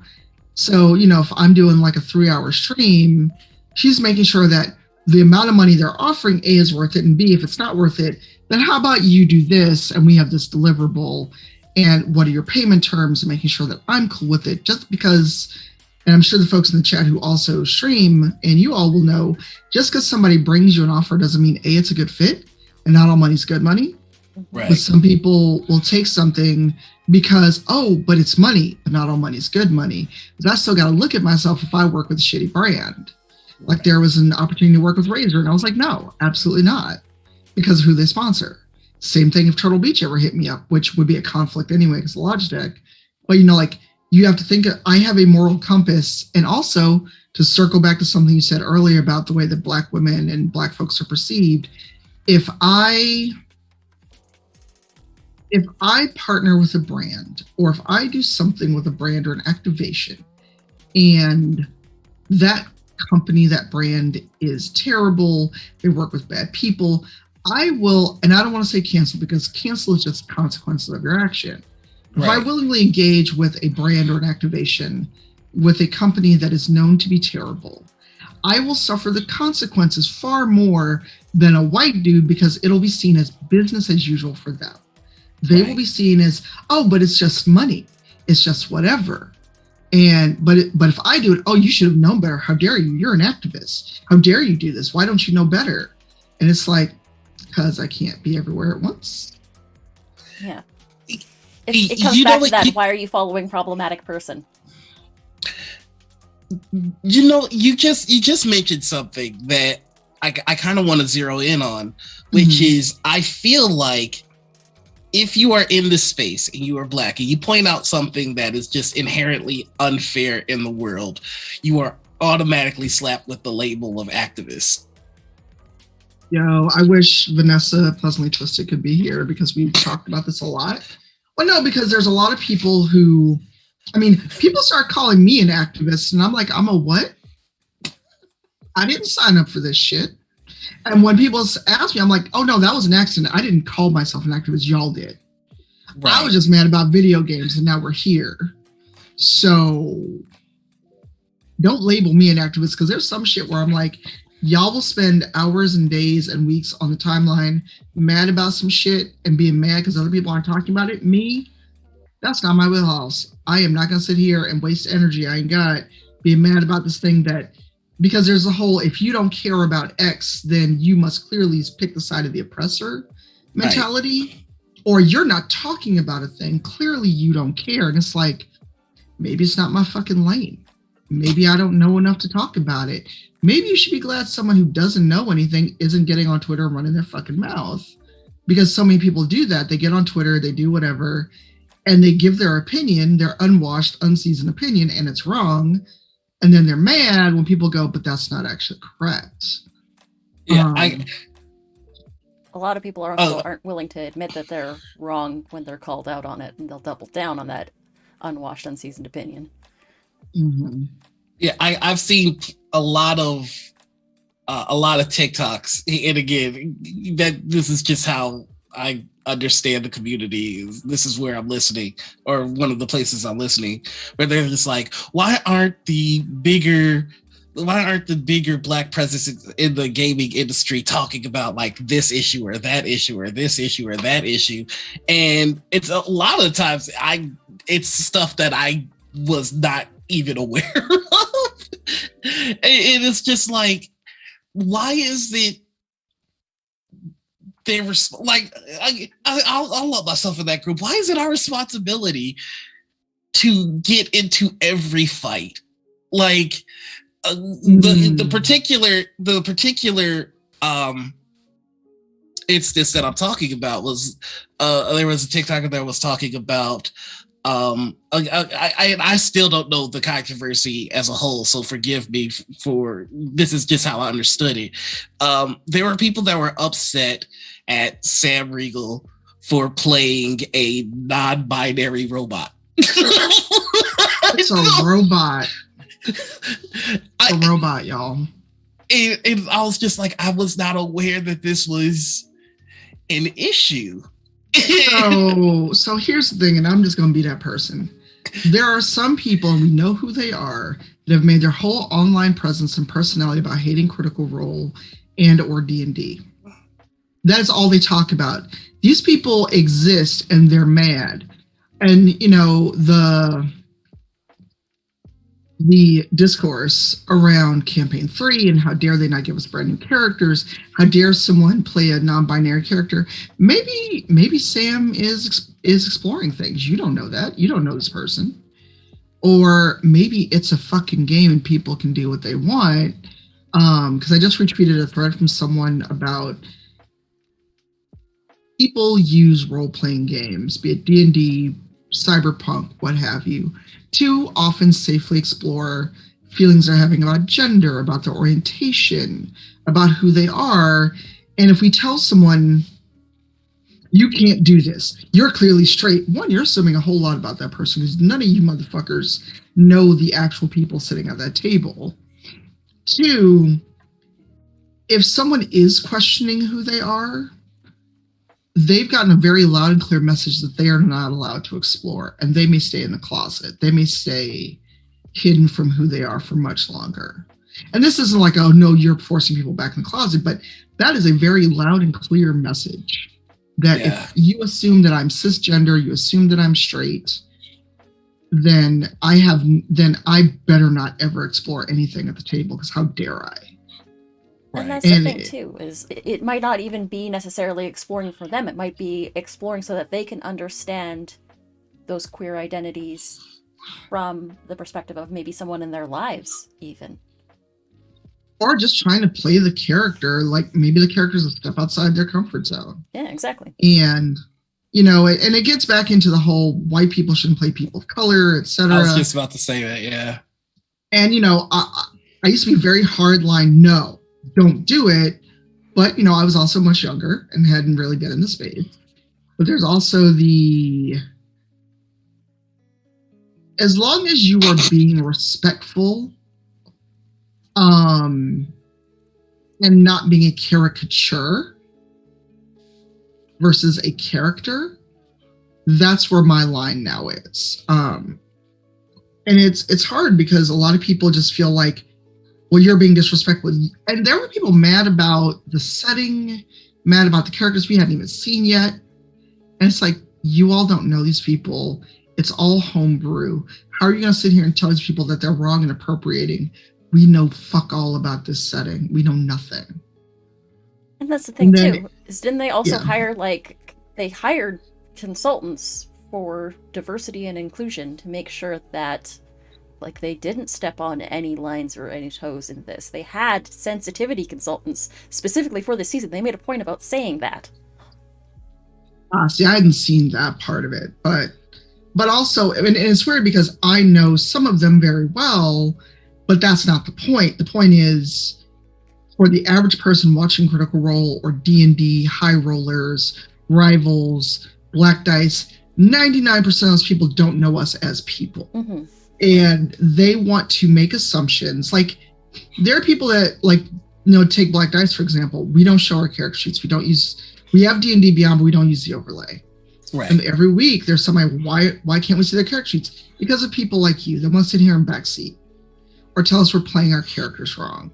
Or they want to assume, there's a whole lot of assuming intent of what we're doing as players. And it's like, you're so wrong. You're so very wrong. And I personally take delight in going into the Discord and telling people they're wrong. But that's me, because I'm an asshole some days. But, you know, there are people who just like and here's the thing, and I don't want anyone to think I'm just sitting here standing for Critical Role, because one, I didn't even watch the show until I met Matt in person, and I still I'm not caught up on campaign 2, and I'm barely caught up on campaign 3 because there's only been 2 episodes. At the end of the day, you don't have to like this show. You don't have to like the players. You don't have to like the property or the fandom. For me, it's how you engage with others. Like if somebody's like talking about, oh my God, I'm so glad that they're doing this. This helps me like work through some of my own stuff. And you, personality of I hate Critical Role and that's all you can ever talk about, come along and piss all over their joy. What purpose have you served? Because the people that you're mad about are never going to see your fucking tweet. Right. The only person who's going to see that tweet is the one that was having a moment of joy that you came along and stomped all over. If you hate something that much, block it. Don't fucking talk about it. But oh wait, then you can't get outrage clicks. And I've been screaming that to the rooftops, which is please just shut up about Critical Role, because I mean the more you talk about it, the bigger you make it. Like I don't think people understand that, which is, you know, if you truly hate something, ignore it, walk away from it. That's far more damaging than making content after content after content after content about their failings, their shortcomings, and all this kind of stuff. You know, it's just so perpetual that it's starting to be just a goddamn nightmare. Because it's everywhere I go. Every time Critical Role does anything, there's always people that are mad about something with it. But you know, why do you waste your time like this is my question. Why do you waste your energy? It takes so much energy to be mad. Well, and I kind of understand what you meant when you were talking about taking off the overlay and backseat gamers and all that kind of stuff. On a show that I was GMing, Into the Southlands, during the finale, I kind of let shit fly. You know, I was more focused on making sure my players are having fun than adhering to the letter of the law with rules. And I got a DM breaking down all of the things that were wrong, technically, with the decisions I made as a GM. So you're going to send me that DM, right? Oh no, because there are days when I will make time for people. Like there was someone, so I'm sure, I know Panda was there, but Idle Champions Presents 2 is happening. So we just did our second episode. But in the first episode, because Celeste I switched from Blood Hunter Fallen Paladin to Paladin Ranger. And so I asked B-Dave if I could do a thing, and if not, it was totally cool. But could I use Smite but using bow and arrow? Right. And he was like, sure, that's dope. Do it. There was someone in chat who decided to explain how that wasn't accurate because arrows are not melee weapons. And I was like, if I shoot you in the face with an arrow, I think that's melee combat.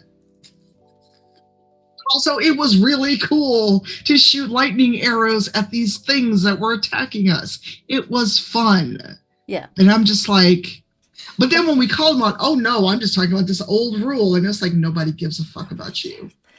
That's the thing. It's like, it's fun. And that's the problem is like with Into the Southlands, wasn't there like a whole thread on Reddit about the first season about why it was a bad show because we were having too much fun and it wasn't as grimdark as they would have liked?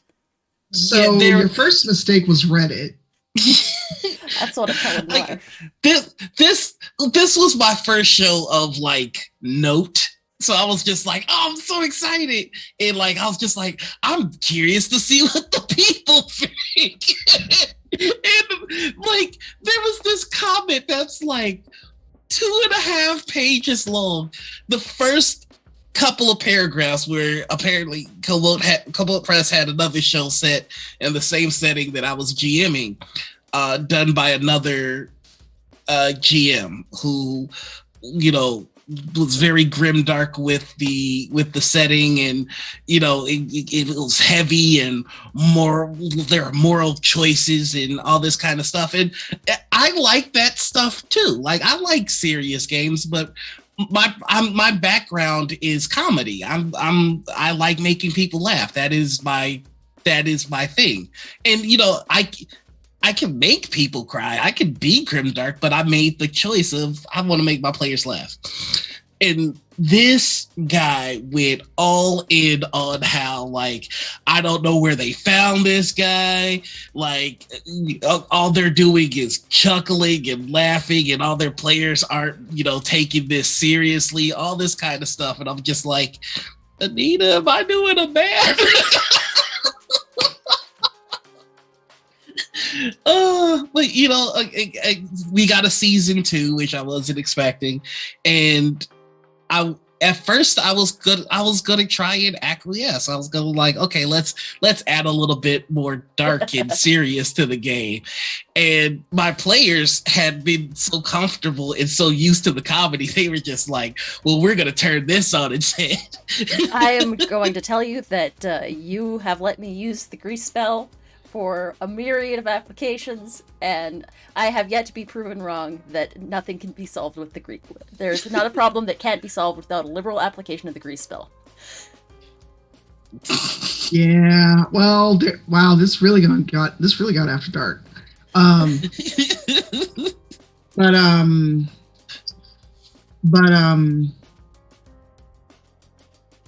Wow, my brain just, oh, I know where I was going with that. Sorry.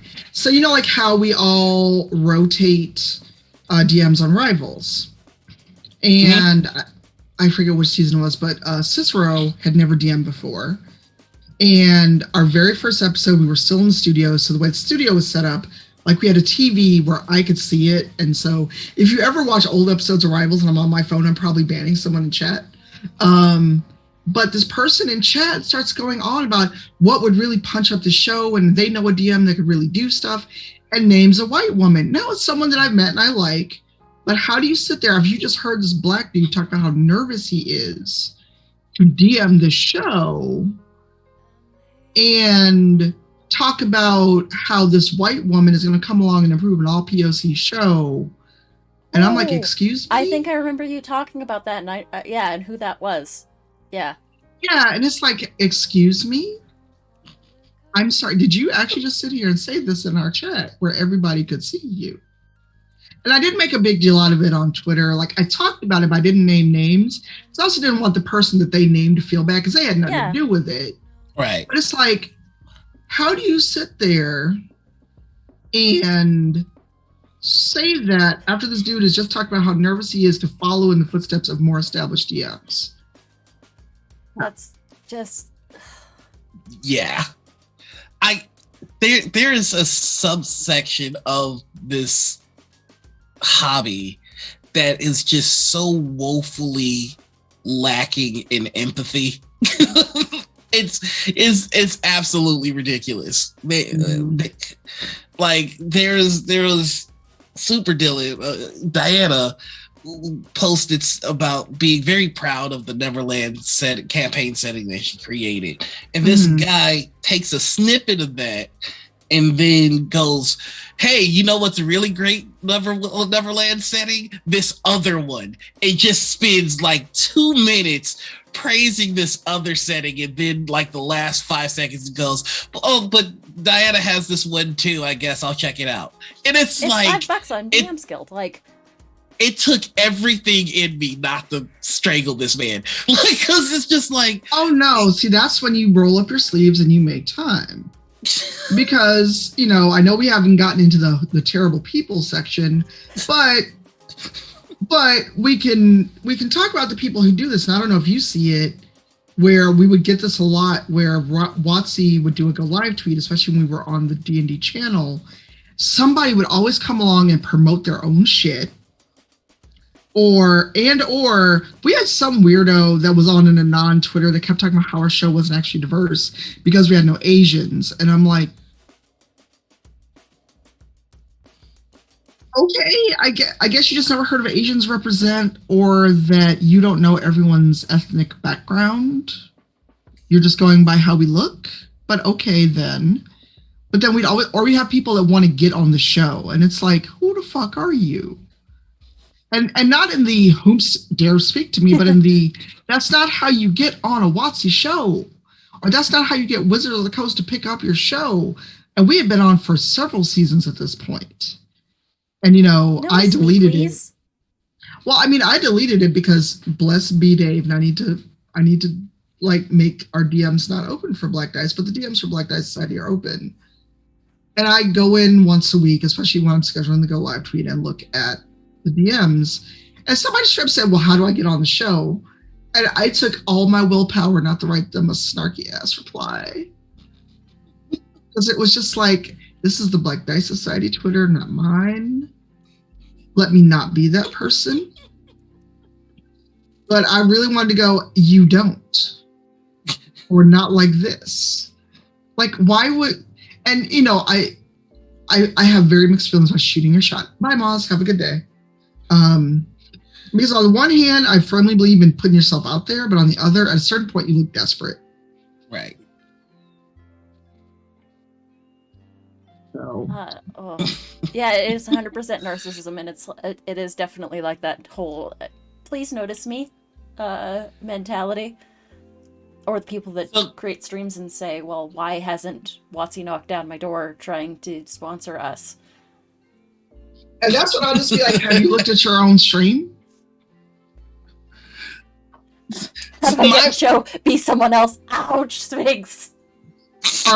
Or not like this. Because it's just like, and I look, this person has like 5 followers. They don't talk about RPGs, but also we are an official WotC show. It's not that simple.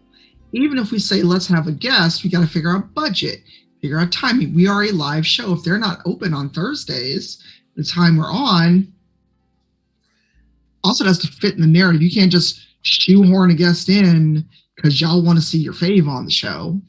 Right. Like, I think personally, the way I feel about shooting your shot is like, because I'm very much one of those, like, I'll shoot my shot, but the key thing for me is to make sure that you don't stop there. Like you keep working on your craft, you keep working on making your own shit better, so that if they do notice, they can pull you up and go, all right, what's this guy about? And see, okay, there's hustle there. Like I see a lot of people just kind of shoot their shot and stop there. And it's in that's we've actually had people shoot their shot with this show, and like I want this to be a place where we can bring people into the culture, into the hobby, and provide a platform. But there are also those people that expect it, and it's just like, well, you hold on now. Like, I've had people in my DMs that are just like, hey, remember that one thing that we were on? Can I be on your show? That one thing that we were in together? And you're like, and then I just be like, no. Since? Right? No, I just be like, no. And it's just like, well, I mean, I've got to get better with wielding the no sword.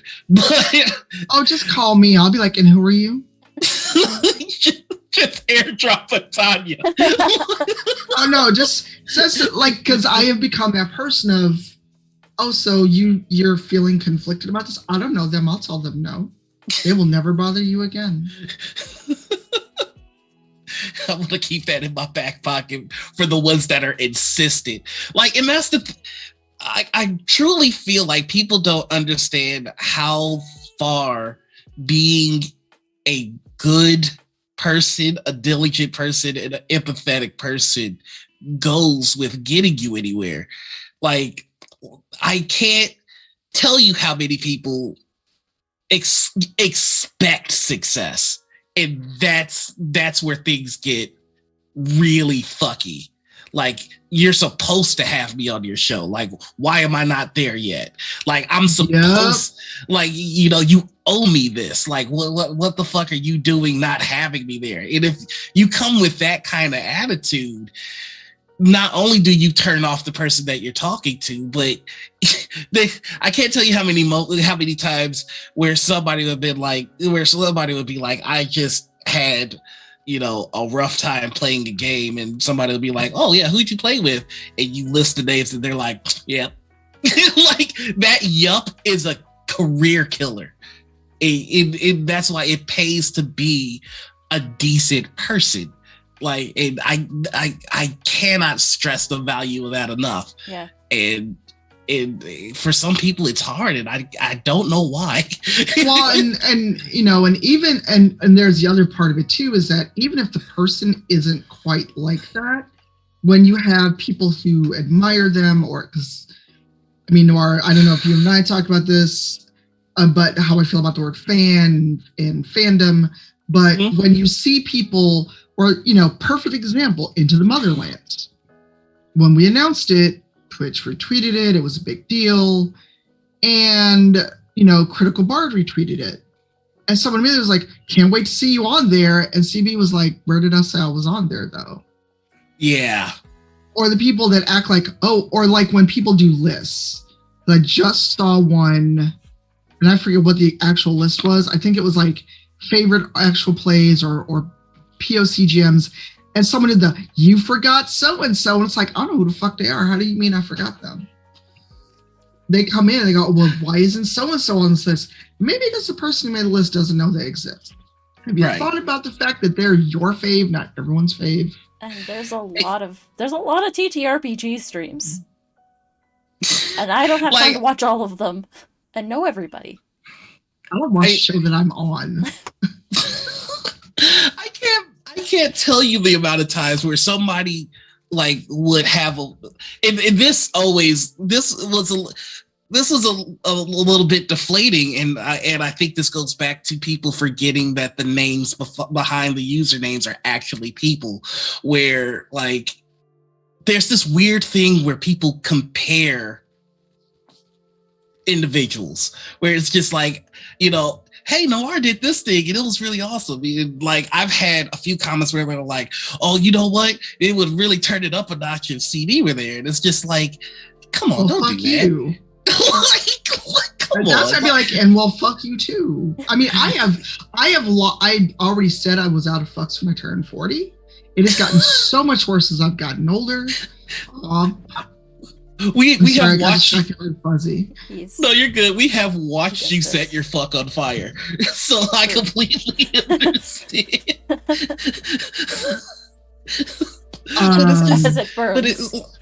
But it's just like, just because we are two black, neither one of us actually adhere to gender men, norms. Right? So it's just like, just because we are two black masculine appearing individuals in the space, don't compare us. We're two different people. CB is their own person. I'm my own person. I hate that. Well, that, or it's they come in. We've seen that too with just about any show we've been on, or it's to use Black Dice as an example, there were people that wanted certain folks as guests. Right. And for me, I took it as, well, aren't we enough for you? Because the show hadn't been on very long. We just hit 28 episodes this week. And part of me was like, thanks, I guess we're not good enough for you. There's 7 people on your screen every fucking week. Is that not enough? Do we not entertain you? But also, what is it about our show that's so lacking that you are demanding these people as guests? That's where my brain goes. And maybe it's unfair. Maybe it's my own imposter syndrome jumping out. But my brain just goes, but aren't we enough? Why is it you think that the show will be so much better with people? And they're not even people that I'm like, ooh, no, I don't want to ever play with them. It's more of a, why are you all like that? Or what is it we're not giving that you are insisting on guest stars? That 100% feeds into an imposter syndrome that you might feel, is that I'm obviously not good enough to entertain you on my own, that I need extra backing from such and such person. Right. And and part of it, go ahead, Nora, I'm sorry. Oh, no, you can go please, guess first. Well, and it's also, all of us that have done RPG shows, all of us that have done streams. One, you gotta consider, do you have the budget? Can we afford these folks? And most importantly, are you derailing or fucking up what the DM has planned by insisting on cramming in a guest? Just because you want to see somebody on a show doesn't mean it fits. And it's like, to go back to when we talked about like CR, there was a while if Critical Role mentioned anybody or Matt or Marisha even replied to someone's tweet, so when are they going to be on Critical Role? And it's like, he just said hi to this person he knows. The fuck is wrong with you? Again, which is why I have photos that I will probably never share because it'll turn into, well, when are you going to be on Critical Role? It's not. I was having dinner with a friend. Yeah. Like, and on that level, like I joke about it, which is like the tragedy of being Matt Mercer, because like that, talk about somebody that I could never imagine being him or being you, because the paranoia of, are they talking to me because I'm me, or are they talking to me to get on my projects? Like that would haunt me. that is. So it's funny because a friend and I who's in chat, we're talking about that, about someone that, is clearly making the rounds, trying to get connected. And here's the thing, that's not how it works. And at some point you learn to figure out when someone is trying to get close to you, to make inroads or to get close to people that you know. But here's the thing, that's never how it's going to work. So yes, I'm friends with a lot of people on Critical Role, but I have no influence on any of that. And it's like, just because I'm friends with people does not mean I'm gonna put you forward. Also, and just like with Rivals before the pandemic, we were a local show. So if you weren't in Chicago, adjacent to Chicago, how were you gonna be on the show? Right. We met in a studio every week. Now it's different because we're virtual and it's not as important.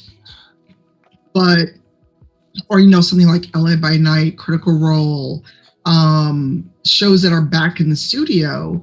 Like Black Dice is weird because we're all remote. None of it. There's no one place we could all meet anyway. Mm-hmm. But like let's say somebody wanted to get on Black Dice Society, trying to be friends with me because I'm on the show and they think I could influence B-Dave. One, you're in for a real sad time. I'm so sorry. Once I figure out that's what you're doing, one, I'm gonna light you up. Two, that means, because here's the thing, if you are not confident enough in your own abilities and your own skills to try and say maybe answer an open call, reach out to that person directly, because the answer may be no, but that's the better way to do it than to try to become friends with somebody and just straight up go, oh, well, I want to be friends with Noir, so then I can get on this show. And it's like, but am I friends with Noir because of the show and I think it's dope and I want to crash every week? Or am I friends with Noir because you're a dope person? Right. If you weren't a dope person, we wouldn't have reached out to have you produce Rivals this season. Yeah. Don't turn around. I don't live that far. I can be in a lift and be in your crib in about 10 minutes. And you know where I live too, so that's an actual threat. But no threat, I promise. But that's the thing though. Even like I've had tons of conversations with Anita about this, which is like,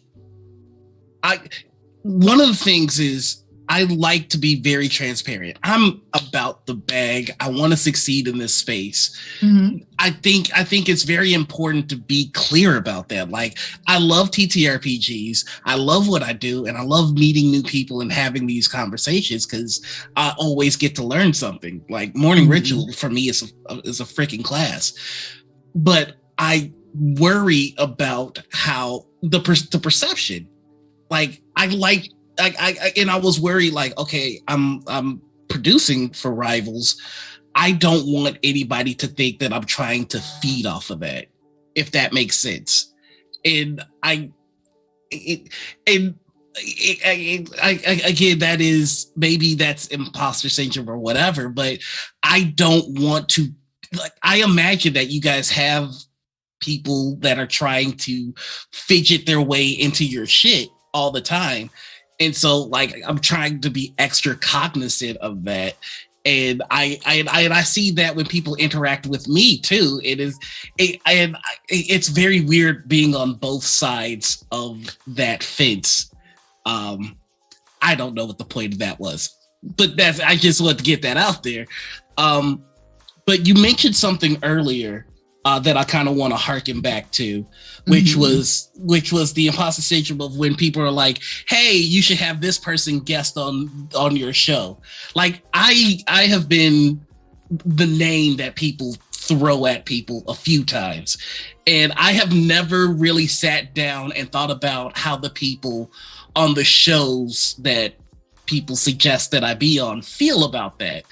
Like hearing that, are we not enough? Like I never considered that would be how showrunners of bigger shows feels, and that is enlightening. And and on the other side of it, like I'm always flattered when somebody's like, "You should have Noir on the show." So like it's a very weird middle ground, and I love that we have this conversation so that people can see. You know, I appreciate that you're trying to help me out by getting me on a bigger show, but you might be making the people on the bigger show feel bad about what they're presenting. So knock it off, you know? And, you know, and it circles back to what we've been saying the whole time. What we all talk about is that the people that you watch on these shows or these games, because I feel a way about, I'm shifting my thinking about calling actual play shows, because it feels like you're saying they're not really playing the game, they're more performing. We're still playing the game. We are still playing D&D. I still have a character sheet and dice right in front of me. Is that, or just even it's we're people and people have feelings, and that's, you know, where we keep coming back to is like, you know, I feel like if Matt's watching, I'm going to get a text because he's just going to be like, "Why are you talking about me so much?" But like the second year after I'd met him, and like we got to be like friends, and we were trying to meet up at Gen Con, and it was the one year that they had a booth on the floor, and I just stood back and watched how people reacted to meeting him. And I was just like, y'all are shaking and crying over meeting this man. And he's a fucking nerd that plays D&D every week for entertainment. So my brain just had a hard time with that. But then that for sure. What? What'd you say, Anita? I said he'd have a hard time parsing that for sure, because like, you know him personally. Right. And it's like, but it's also like, oh yeah, I have to remember that I've gotten to know him as a real live human being versus the people that the line is here of watching Critical Role every week. Yeah. And that they will never get to know him as a person. And now with COVID, we haven't even had conventions or anything where people can go get signings, do whatever, or live shows. Mm-hmm. But then the tables got turned when we do rivals, or I meet someone and they react. And I've had someone burst in tears at me, and it freaked me out real bad. No, it was like, what do I do? I just want to get a drink. What do I do? Oh God, is this what? No, I don't like this. Like every emotion that a human could feel went through my brain. But I can't imagine, you know, just I should say, meeting people that talk about rivals having that effect for them was and will always be humbling, because we didn't set out to do that. We set out to play D&D and be a bunch of nerds and show that, one, anyone can play D&D, and two, that yes, we're a cast of all POC. Surprise, we like D&D too. Yeah. That it's not all doom and gloom and everybody told me it was white folks shit to play D&D, which a lot of us dealt with, but that's not always the case. You know, that's also a thing that you're kind of touching on there too, is that a lot of people are more willing to interact with your pain than your joy and talk about. Oh boy, how much time we got? My meeting's at 3. I mean, my meeting's at 3. But a lot of our friends, you know, folks in the chat, you know, and on Twitter, where a lot of people joyfully share our pain, or I don't know if you've gotten this far, but they come in your DMs. Do you see this racist shit? Ain't you mad about it? And I'm like, Yeah. it's 9 in the morning. What do you think about this? How do I deal with this situation? And I'm like, I don't know. Maybe not fucking DM me. I'm dial a black friend. I don't know. Shit. If you're gonna ask black folks to do emotional labor, pay them. Oh, that's why I just started. Here's an invoice. Here's my coffee. Here's the time. Here's my billable hours. Just to backtrack for just a hot second, I just because this is a revelation that I'm having from everything that we've talked about, which is putting somebody on a pedestal or deifying them is still stripping them of their humanity. Mm-hmm. Like there's of course the negative way of stripping somebody of their humanity, which is to just be a shit to them. But when you put them like above yourself, when you're like, oh my God, you're you, like, even though it's natural to think that that's flattery, that's still dehumanizing. And I've never considered that, and I'm very glad that I got to understand that, because holy shit, that's bad, y'all. we gotta knock that shit off. I know that's like very obvious, like dehumanizing people is bad, but like, yeah, that's exactly what you do when you don't see the person behind the username. All right, but we were moving on to another topic. I'm sorry, I think just had to understand that out loud. I have a thought about that, but it looked like Anita was going to say something. No, you're good. Go ahead. Okay. I saw the hand up like you were going to like start pontificating. No, I have ADHD, so I fidget. So. No, because I do that at time. It's like that habit of grade school of raising your hand is still so deeply ingrained. I do it and I don't realize I'm doing it, but it's like I'm raising my hand out of habit. I've tried to bring this up a lot, and I always get, but don't you want the attention? No, absolutely the fuck not. Especially when the attention comes with treating you like you are more than, or the assumption. Because I had someone just say on Twitter, like, well, I know what you think of me, and I had to be the rude asshole of like, I actually don't know who you are. Which feels terrible to say to anybody, but you've made up a whole version of me that does not exist. To be mad about what you think I think about your writing. And I'm like, I don't know who you are. Yeah. It's like, I'm sorry, I'm not responsible for the me that you've built up in your head about me. I'm a real ass person with my own thoughts and feelings. And a lot of times I don't have the energy to even, I don't know who you are. I don't have the energy to even think about you. Yeah, these parasocial relationships are a motherfucker. Oh my God. Yo, we did a whole panel about that on the Opera Geeks channel. Holy shit. Well, and it's weird and it's creepy, it's unsettling. You know, and Noir, you've been in the chat, like in Rivals or my other streams where people come in and they come in and they're like, hi Tanya, and I'm like, do I know you? And it may sound brusque, but I'm like, I don't actually know you. And Urban Bohemian has brought this up too. People come in, they go, hey, Brian. And me in mod mode is like, do they know you? Who are they? Because he uses the VIP for like people he actually knows, like out of streaming space. But it's like, we need people, and I'm going to be that person. Today, your PSA is that when you watch streamers, content creators, YouTubers, influencers, you do not actually know them. You may know their name. You may know facts about them. You do not know them. This is your PSA. Do not be over familiar. Thank you and have a good day. Yeah, like... Someone please click that so that we can have that forever.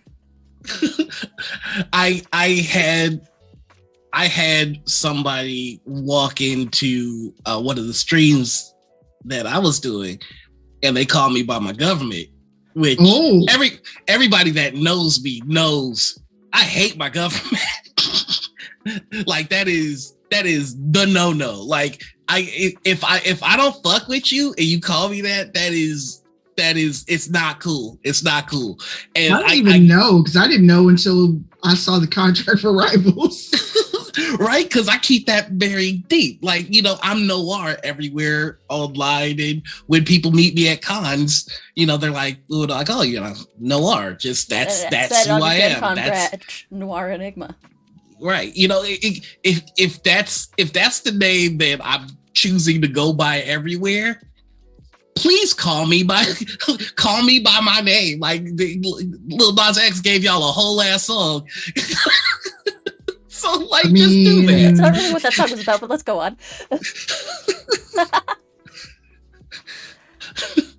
I mean, we could go there, but I don't think that was the point. Is that not what that song was about? Heck yeah. And you know what? After your filthy ass tweets on the timeline, you can't pretend you ain't know what that song was about.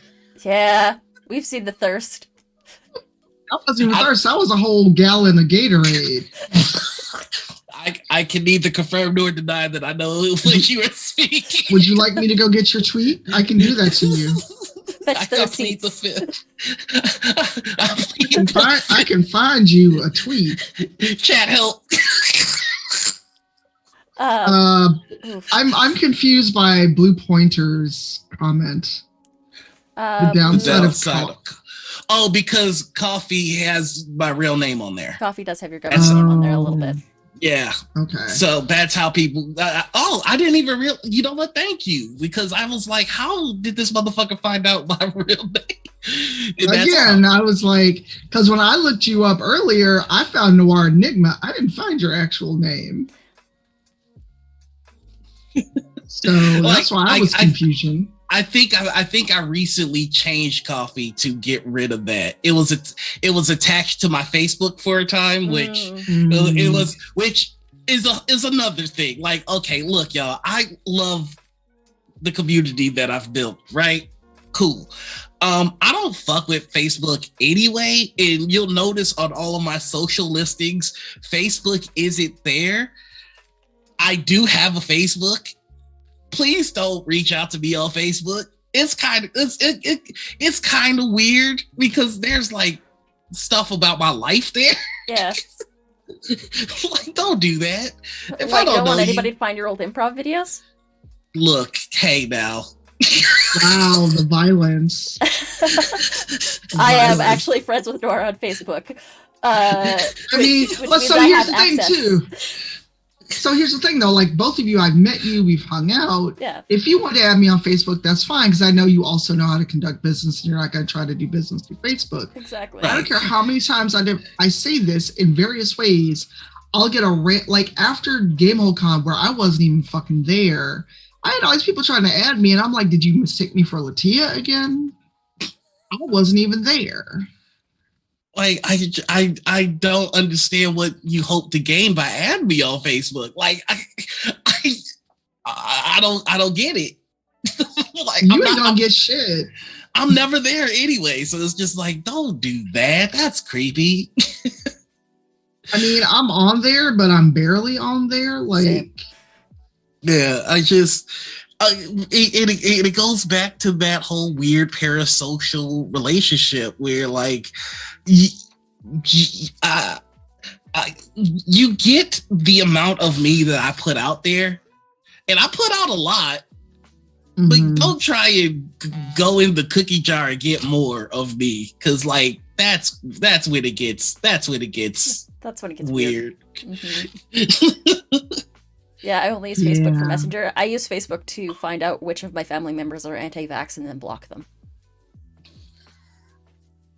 If I didn't have to run pages for various things, I would get rid of it so fast. Same. I have a Facebook page for the original incarnation of Critical Misses, which was a femme, non-binary, like gender-inclusive D&D meetup, which was local to my city. That had to stop because everything that's going on in the broader landscape of the world.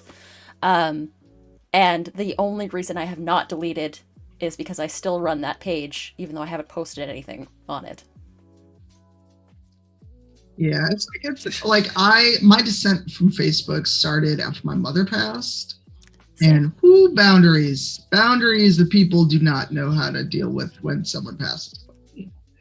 Yeah. There's a lot of folks that will post a lot of wild shit on Facebook. Or it's like, I didn't know you like that, so why are you here now? Or I ain't heard from you in 20 years. Where the fuck did you come from? Yeah, that part. Yeah, it can get uncomfortable. Like it. You know what? Speaking of uncomfortable, look at that professional last segue right there. I'm gonna pat myself on the back before it's even done. Speaking of professional, nope, messed it up. Speaking of uncomfortable, if you've been in the TTRPG community for long enough, you've probably had the displeasure of sitting at a table with a that guy. If you're curious as to what a that guy is, that is somebody that is a black hole of fun at the table. Someone that if they were yeeted into the sun, your experience at the table would increase tenfold. So, my question to you, Tanya, is do you have a that guy story that you can recall? Again, how much time do we have? Because I have so many. So I've got a few, and sadly, not all of them were guys. So let's see. So going way back in the crates, in my old D&D 3E game that I used to play, I had the DM was that guy. He would send us like 50-page PDFs he'd expected us to have read. And he did not understand that D&D was supposed to be fun. And he would get mad if you had not read his like deep lore dive into whatever bullshit city he had put together. And it's like, I'm playing an elven assassin rogue. I don't care. But at the table as a player, I've had people that basically they want to jump in every scene, or someone, so a stream I was doing where we were teaching people how to play D&D. There was a player that kept jumping in and interjecting anytime anything happened. And it's like, they're not going to learn how to play if you magic wave away all the bad dice rolls. Because D&D is not always nat 20s. It's not always making the hit or making the save. And you know, it just, or they would always jump in when someone was trying to do something. It's like, let them learn how to play. And then I've been overtalked a lot on shows and on home games where it's like, I've been asked a pointed question. I literally open my mouth to respond. And then I get, but wait, I want to do this thing. And it's like, it's not your fucking turn. And it's just like, okay. Because there are streams where if you notice, and you know me well enough, you'll notice when I shut down. Where it's like, oh, I see what's happening here. And there are just times where it's like, I think the biggest gripe for me as an RPG person, this is, you know, discounting being on shows, what have you, it's when someone doesn't know how to share the table. And, words. I like when I'm DMing, I try to make sure everyone has kind of a spotlight moment when possible, and make sure that everybody, because the whole point of us playing D&D or Cyberpunk or what have you, is for everyone to get that little heroic moment. Yeah. Be it either this episode, next episode, this week at somebody's table. I don't play this game to feel mediocre. I don't play this game to feel like a regular, ordinary human, unless my character is a regular, ordinary human. But everybody likes to have that heroic moment in the sun. And if you rob players of that, or you rob another player, and also the GM is a player too. When you do shit to intentionally thwart your GM, that makes it not fun for them either. So I've had experiences where I just got talked over and railroaded, or I'm trying to have a moment here, and then this shit is happening in the background and being distracting, and it's like, did you forget there's two other people here? Or the classic, you're in a tavern, you're having conversation, you're like heads lean together, somebody goes, I can't hear you, and you're like, you're 5 tables away in the dark, how the fuck do you hear anything? But then they want a metagame. Right. And it's like, how do you know this? I hate that shit so fucking much. Yeah, and there's streams where I'm not a player, but I've had to stop watching them because of the metagaming. And I'm sitting there like, how would your character know this about Barovia or Strahd or any of the stuff? You as a person probably know it if you sit here and read these books back to back. But if you as a player are just now entering Barovia for the first time, you know the name Strahd von Zerah, but how the fuck do you know Strahd's weaknesses and all this? And this should be a CR rating of this. Also, that's breaking the fourth wall. So that kind of stuff irks me. Yeah, you know that your character doesn't. Nope. Yeah, I was like, right. And there's so much to that. It's the thing that makes me the most mad because everybody tries to set up storylines for themselves. If I'm playing a character that has like a secret identity, the thing that will take me out of that character in that moment the most is somebody going, oh, well, my passive insight should be high enough for me to automatically know that you're not who you say you are. It's just like, that's not how this works. There's got to be some kind of push, pull. I describe it as knowing when the camera's on you. And if there's a scene where we are spotlighting this person, then everybody should give that person the grace of having that moment. And I have seen so many scenes and games ruined by people that just can't acknowledge or respect that. Yeah. And it's hard. It just makes people miserable. And also, just why would you take the fun out of the game by min-maxing or metagaming?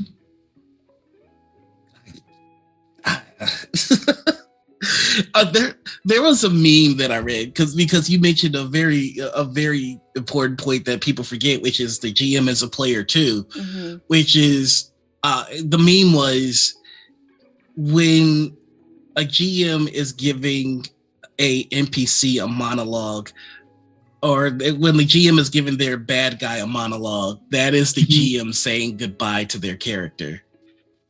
And for a while, I was that dickhead that was just like, the bad guy's monologuing, kill him. And reading that, it opened my eyes to like, yeah, this is the GM saying goodbye to a character they put a lot of time and thought into. So honor that. So yeah, I completely let the monologue go off. It's also an epic moment because it's even more epic after this villain is monologue. Then you go, and then you wait. It's like, they're done talking. You shoot them in the mouth with like a lightning arrow. Exactly. But you can't do a lightning arrow because smiting is only for melees. That irritated me, but I think that person has now gotten banned across most channels I'm on. So, yeah, well, they're banned here now, so that's cool. Y'all really that's what I mean. Y'all really don't understand. Like, reputation sticks with you, and it costs $0.00 to be a good person. It also costs $0 to just shut the fuck up. Shutting the fuck up is in fact a free action. Actually, I will find that shirt for you. But yeah, in the audience, in the business, just everywhere you go, your reputation matters. Be a good person. That's it. And also, don't be the GM that drops 50 pages of lore. I mean, I don't know what happened to that dude, but I was like, okay, I like lore. I'm that nerd. When I play Dragon Age, I will stop and pick up every fucking piece of paper. Or New World, I'll stop and pick up every piece of paper and read it. But in real life, who has time to read 50 pages? I signed up for a goddamn tabletop game, not a book club. Right? A lot of the times with like streams or in streamed games at least, I don't have time to even write a backstory most times. I make up a lot of the stuff that happens on the fly. And that's why I just asked for come out and play. It's more fun that way. But That's why I only ask for a 5, 4, 3, 2, 1 for my players. Just give me just a few aspects of who your character is, and then we'll make it fly from there. Right, and also the dice can throw off any plan you might have. The dice will, because I roll shitty. If anybody puts no art rolls in the chat, I'm banning you. You have that sword. You have that power. I do it. I will use it. So I think we are winding down. So I've only got a few more questions for you here, which is I do have to ask, what is the most problematic audience member that you've ever had? I'm just like, oh God, how many? So the funny part, well, the person we were talking about earlier, that they try to rules lawyer in the Black Dice chat.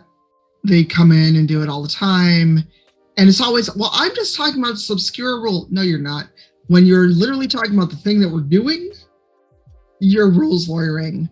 I wouldn't say a specific person, because most of the time when someone is banned or I ban them, I forget they exist. But it's the people who come in and backseat. And it's most problematic on Black Dice and Rivals. Although, and I don't remember the name because I think we banned them because I got annoyed.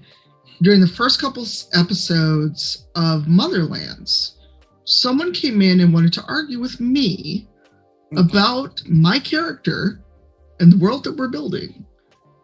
Of hyenas are matriarchal. Them having a mother and a father doesn't make sense. And I'm sitting here like, we're not on Earth. I'm not actually a hyena. We're not on Earth. It's sci-fi. Why are you here? Why are you here? And I'm like, people will backseat literally anything, even something they know nothing about.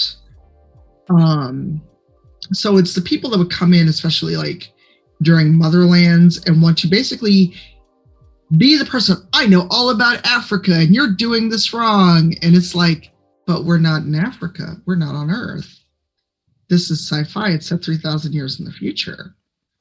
You don't know what the fuck you're talking about. How about you shut up?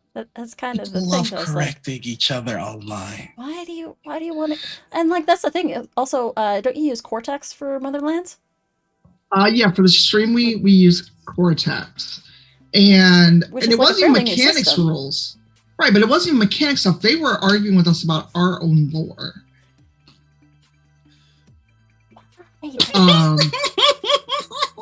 Oh no! I mean, there's early episodes. You can just see where I happen to look over and catch the chat, and I'm like, you know how when you see something and you're like, did I read that with my own two eyes? And you're like, what in tarnation did I just fucking read? And here's the thing: if this was an established property and we were running the thing, there would at least be like a baseline of here's baseline of where you're starting. And you're changing it, and okay, well, I don't give a fuck if you're mad if we change it. That still doesn't make us wrong. Yeah. But there's also, this is our IP, our world we're building, and you're actually backseating our world building. And it's basically, and it's world building and lore that not necessarily everybody knows yet, because you're still playing to find out. We're still playing to find out, and this is like in the first couple episodes before we had any like solid plan of the book. I mean, Dave has said it, I've said it, where that first season of Motherlands was like the Wallace and Gromit gif of putting down the tracks as we're going. That literally is what that was like. And thankfully it's not there now. We've got established lore, we've got established characters. People are working on fleshing out Vutoa. But how the fuck do you come into a chat and backseat someone else's IP? That'd be like me texting Matt going, you got Exandria wrong. That's the thing, though. Like they wouldn't. I don't think they would have actually done that if it wasn't a POC-led table. Absolutely not. They wouldn't have had near enough the audacity to take that to Matt Mercer or Critical Role to tell them that they're doing it wrong. I mean, we saw them say they're doing it wrong for Marquette before we even saw episode 1 of Campaign 3. That's true. But there have also been people, and this is, on the Kickstarter side of it, where someone keeps messaging asking, so what's your word count like? And I'm like, who the fuck are you? You my editor, bro? My brain, it usually gets out of my mouth when I realize, oh, I'm sitting here alone. But I did say this out loud. But it's like, I'm sure that they would never go to a white-led program or game and ask them for a specific word count. And it's like, we have until if that book is not out by next September, then we're late. But unlike other people, we plan to give you updates on what we're doing. And we have a whole team, not just one person trying to make a whole book. Because I know I can't draw for shit, and I paid my artist early. Yeah, I said it. So let's be real here. We all know who I'm talking about. I don't want to give him credit because it's like Candyman. He'll show up. With lawyers. But guess what though? I have criminal defense attorney on speed dial. And also anybody can claim to be an attorney in an email. I need to see your bar license. I need to see your law school degree. Because let's just, since I brought it up, let's just call a spade a fucking spade and note who got the attorney letter. The youngest person, the person that they're trying to silence, that told the truth about them. Let's just call a spade a fucking spade. Yeah. I said it. It's on public record. The person is also dealing with a whole mess of other shit in their personal life at the same time as this. Yeah. Which is... And it's like, because notice, all the other people that have denounced this dude, I didn't get this attorney letter. B-Dave didn't get it. Nobody who could ether this man and dog walk his ass back to Portland got such a letter. And this is not... There is a whole black men are the weakest link thing, movement happening, and this is not helping. And with this and the combination of the whole Chappelle fiasco, it's just like I can't say anything in our defense other than like, let me try to fix what I can, because this is. But here's the thing: you shouldn't have to, because you as an individual ain't did shit wrong, and that's veering a little too close to I apologize for other black folks, because fuck them people. Chappelle, fuck that dude. Yeah. Other guy, fuck that dude. Because, but that also makes it hard for other people to do the thing that we're doing. Because I'm sure that Motherlands wouldn't get the scrutiny it got if somebody wasn't 2 years late on their book. You're not wrong on that. That is a whole can of worms right there. But a can of worms, that's somebody needs to do a class action because we ain't got shit. Because you can't cancel your pledge on Kickstarter once it's collected. Yeah, that's gone. And the thing, I was rooting for it, so that's why I'm glad about Into the Motherlands, because I was just like, the wasted potential, and motherfucker laid low for like a year, but still had daily merchandise links up every day. That's not a great look, but to turn things to a more positive aspect as we start to land the plane here, I have to ask you, you have a ton of accolades. It's kind of funny. Just beat the latest Far Cry, and I saw a familiar name, if I'm not mistaken. So it's just like accolade after accolade. I gotta ask you, what do you think you're most proudest of? Like, what would you consider your signature achievement right now, at least?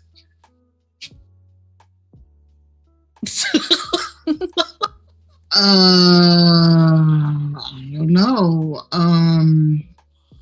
I guess it would have to be Motherlands if it's something I created. Mm-hmm. If it's something I'm involved with, probably Game Changer. mean, but there's also, I've been in a museum exhibit and I'm still alive. Wait, what? Yeah, I was in the Victorian Albert Play Disrupt Design exhibit 2 years ago. Holy shit! You know, next time we have you on, because I am going to definitely ask you to come on again. I just want to talk about the things that you've done, because I don't think that gets as much shine as it should. Because who the fuck is in a museum expo? Like, who does that?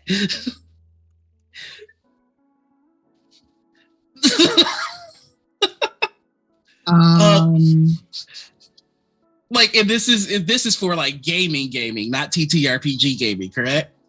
Correct. I'm dropping a link in our chat. So it's weird because there's all this stuff that I've done, and this makes me think of something else that we touched on. There's a lot of people that will spend a lot of energy online talking about how Black folks don't get enough shine, they don't get enough credit, they don't get enough whatever. But then when other Black people do stuff, they're nowhere to be found. Right. It's like, y'all spend all this time talking about everybody's a fucking racist because they don't support Black people, they don't give Black people coffee or whatever. And then y'all are a ghost when it comes to boosting everyone's joy, but y'all will still be there when we get harassed and stalked and hate rated. You know, and that's a perfect message. Like, buy our merch. Watch our shit, retweet our stuff. Like, come at us with that same energy that you have when we're getting hate rated. Like, that same energy where it's just like, we got to do something. Please do keep that energy up when we're winning and not just when we're hurting. You know. And on that note, like, Bree has a secret project, a big project that they've been working on, and they've been hyping it up for like weeks. And like, you know, when the conversation about he who will not be mentioned on this show happened, y'all came out in full force. Well, that project is dropping today. Head over to Bree's Twitch or Bree's Twitter and show that same amount of support. Like, we gotta keep it going. Right, but you know, like, where's that love?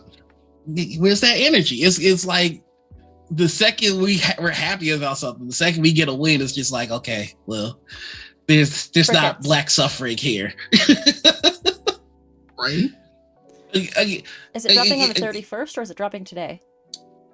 Oh, I think it's dropping to. I talked to them. They said today, but never. No, it says 10:30. It says 10:31 if it's what I'm looking at. Okay, then it is tomorrow.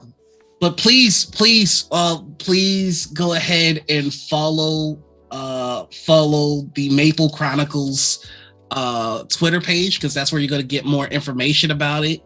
Hype this up. Like, let's show that we are more than just pain receptacles for y'all to watch. Please. Because when we talk about standing behind Bree, we're talking about standing behind Bree even when times aren't tough. We talk about standing behind people even when times are not tough.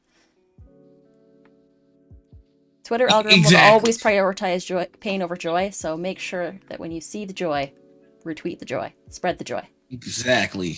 Keep that same energy. Because it's just... Stringsel? What's up? You know, Stringsel said the same energy you used to type, "Oh my God, I can't believe that happened," to go, here's his coffee and his retweet, so... And for love of God, stop saying that I can't believe this happened, because you're basically calling people a liar. If me and Noir sit here and say so-and-so called us a racist, or we got called monkeys on stream, and you go, "Oh my God, did this happen in 2021? I can't believe it." I'm so sorry that happened to you. It's very hollow. Don't be sorry, go do some shit. And I'm the softer one out of the bunch, so I'm gonna say it softly. Please do not come in my DMs going, "How can I be better?" Like, I don't have the strength or the energy to teach you how to not be racist. I don't know how to not be racist. Just be empathetic and don't hit my DMs with that shit, please. Since I'm not the nice one here, I'm gonna just tell you, don't fucking DM black people and brown people and queer people and neurodivergent people asking, how could I not be a racist? How can I not be ableist? How can I not be homophobic? Because if you do, one, I ascribe to the B. Dave Walters school of I'm gonna rinse you out. And I will rinse you with hot water and no softener. And also, if you come in my DMs, if you have the privilege to DM me, because mine are closed, you better be coming with a PayPal drop. And then I might still tell you, go fuck yourself. You're going to get sunk in that wash. And lastly, and this one is important, you are never owed a follow. I think that's very important for us to understand. If I work with you, I will most likely follow you, but I don't owe you that follow. Mm-hmm. So just please understand that. That's it. And is that the note we want to start wrapping up on? You know, I think that's a pretty good note to wrap it up on. Like, just remember these usernames are people. They don't owe you shit. Don't ask marginalized people for emotional labor. Or if you do, drop some money. Pay them. And don't be surprised. Yeah, and don't be surprised when we're like, but where's the money at though? Yeah. You keep in mind we want the bag. Like that's not. I'm not going to get to another topic. We're going to wrap this up, but like people were like upset and surprised that Critical Role was making money. That's what we're here for. We're here to get paid. I don't know where that anger came from, but anyway. You know where the anger came from. It's the people mad they exist. Yep. It's the people mad that they exist and that they're not on the cast. Like, keep it a buck. I truly believe everybody that complains about Critical Role, if Critical Role asked them today, yo, do you want to be a cast member? They would absolutely say yes and not change a goddamn thing. I mean, they might, but then it's like, then we cannot pull up all the tweets. Is this you? Was this not you for the last 5 years? You have become what you hate. Okay, but let's, I know we said we're going to wrap it up, but we still got a little time. Let's talk about that briefly, because those same people who want to call you a sellout, who want to talk all the shit about how dare you make money, despite the fact we need money to pay rent, pay bills. If Wizards of the Coast came to most of these people right now and said, we'll pay you whatever rate or X to write on the next book, those motherfuckers would do it. And they'd be the main ones swear, look, I'm in a D&D book. I'm in an official WotC book. They'd be out there, oh, they're not so bad. But look, I'm in a book. They'd be the main ones doing this. But oh no, but when we do it, we're evil and a sellout. But where's the energy for the indie TTRPG people? Where's the energy for Motherlands? Because I'm going to be that person. Most of the super excited people I see for Motherlands are not people of color. All these people are talking all this shit about, oh, we got to support our own, all this other stuff. Where's all the hype tweets from the people of color? I'm gonna say this much, and I'm not usually one to go hard or be salty at motherfuckers like this, but if you talking shit about Matt has Motherlands merch and you don't. If you're talking shit about Matt and Matt has Motherlands merch and you don't, that's kind of telling. That's all I'm gonna say. Mm-hmm. I'm just gonna save that tweet. I'm gonna bookmark and be like, you mean this dude? That bought the shirt and wouldn't let me send it to him? He refused to let me buy him the shirt. He bought it himself. So I'm just saying, like, don't let the person that you're saying is doing racist shit out support you. Like, if you really got beef with Matt like that, then you gotta beat him. You gotta beat him. Sorry. Yeah, but then do I want support from people like that if that's their MO? That's kind of Shit. that's a big part of it for sure. I've lived broke a very long time. I would take that money. I mean, look, but also, where were y'all at when the Kickstarter was at, though? So, but anyway, let me not get on the train because I will start yelling, and then I'm like, oh shit, I have a meeting. You do have a meeting. That's true, and we had a hard out in about 10 minutes. Yeah, I also have a game. So let's start doing the outros. Anita, do you go first or do I go first? How we do this? Are we going to argue about this? You can go first. 50th guest, and we still haven't gotten this figured out. I'll go first. Hi, everybody. I'm Anita, or Benita, or Critical Misses everywhere online. You can find me here most times. A couple quick channel announcements. On the 15th of November, we're going to be coming back with Kingsguard and a couple other new shows that week. So stay tuned for announcements. That is a thing that we are doing. I am planning on running a Star Trek Adventures game. And I think Dee's got a Blades in the Dark game that she's planning, which is going to be quite choice. But yeah, stay tuned. We're going to be doing casting and announcements for that fairly shortly. You can find me here most times. And our guest next week is going to be NB Dare, so we're going to chat with her next week, which is going to be fun. And I'll throw it back down to my co-host. Hello, that's me. That's right. Kingsguard is coming back. Kingsguard is the D&D 5th edition game that I have been running since I've been about 16. It is a 20-plus-year-old homebrew campaign. I'm very excited about bringing it back for its second season, so please check it out. Later today, you can find me over on the Cookout RPG, where I will be playing... I will be guesting in Lords of Faerun. Got an amazing team over there. Eliza Pearl is our DM. Super Dylan, Brandy Rose, Adrian Bear, Glaza. It's just going to be a good time all the way around. That's happening at 2:30 Pacific time. Tomorrow, please catch us for another episode of Rivals of Waterdeep. As you know, I'm the producer on it. Very excited to be on there with that lovely team. Let's see. I don't have too terribly much going on. You get to do your drinking cover next week or this week?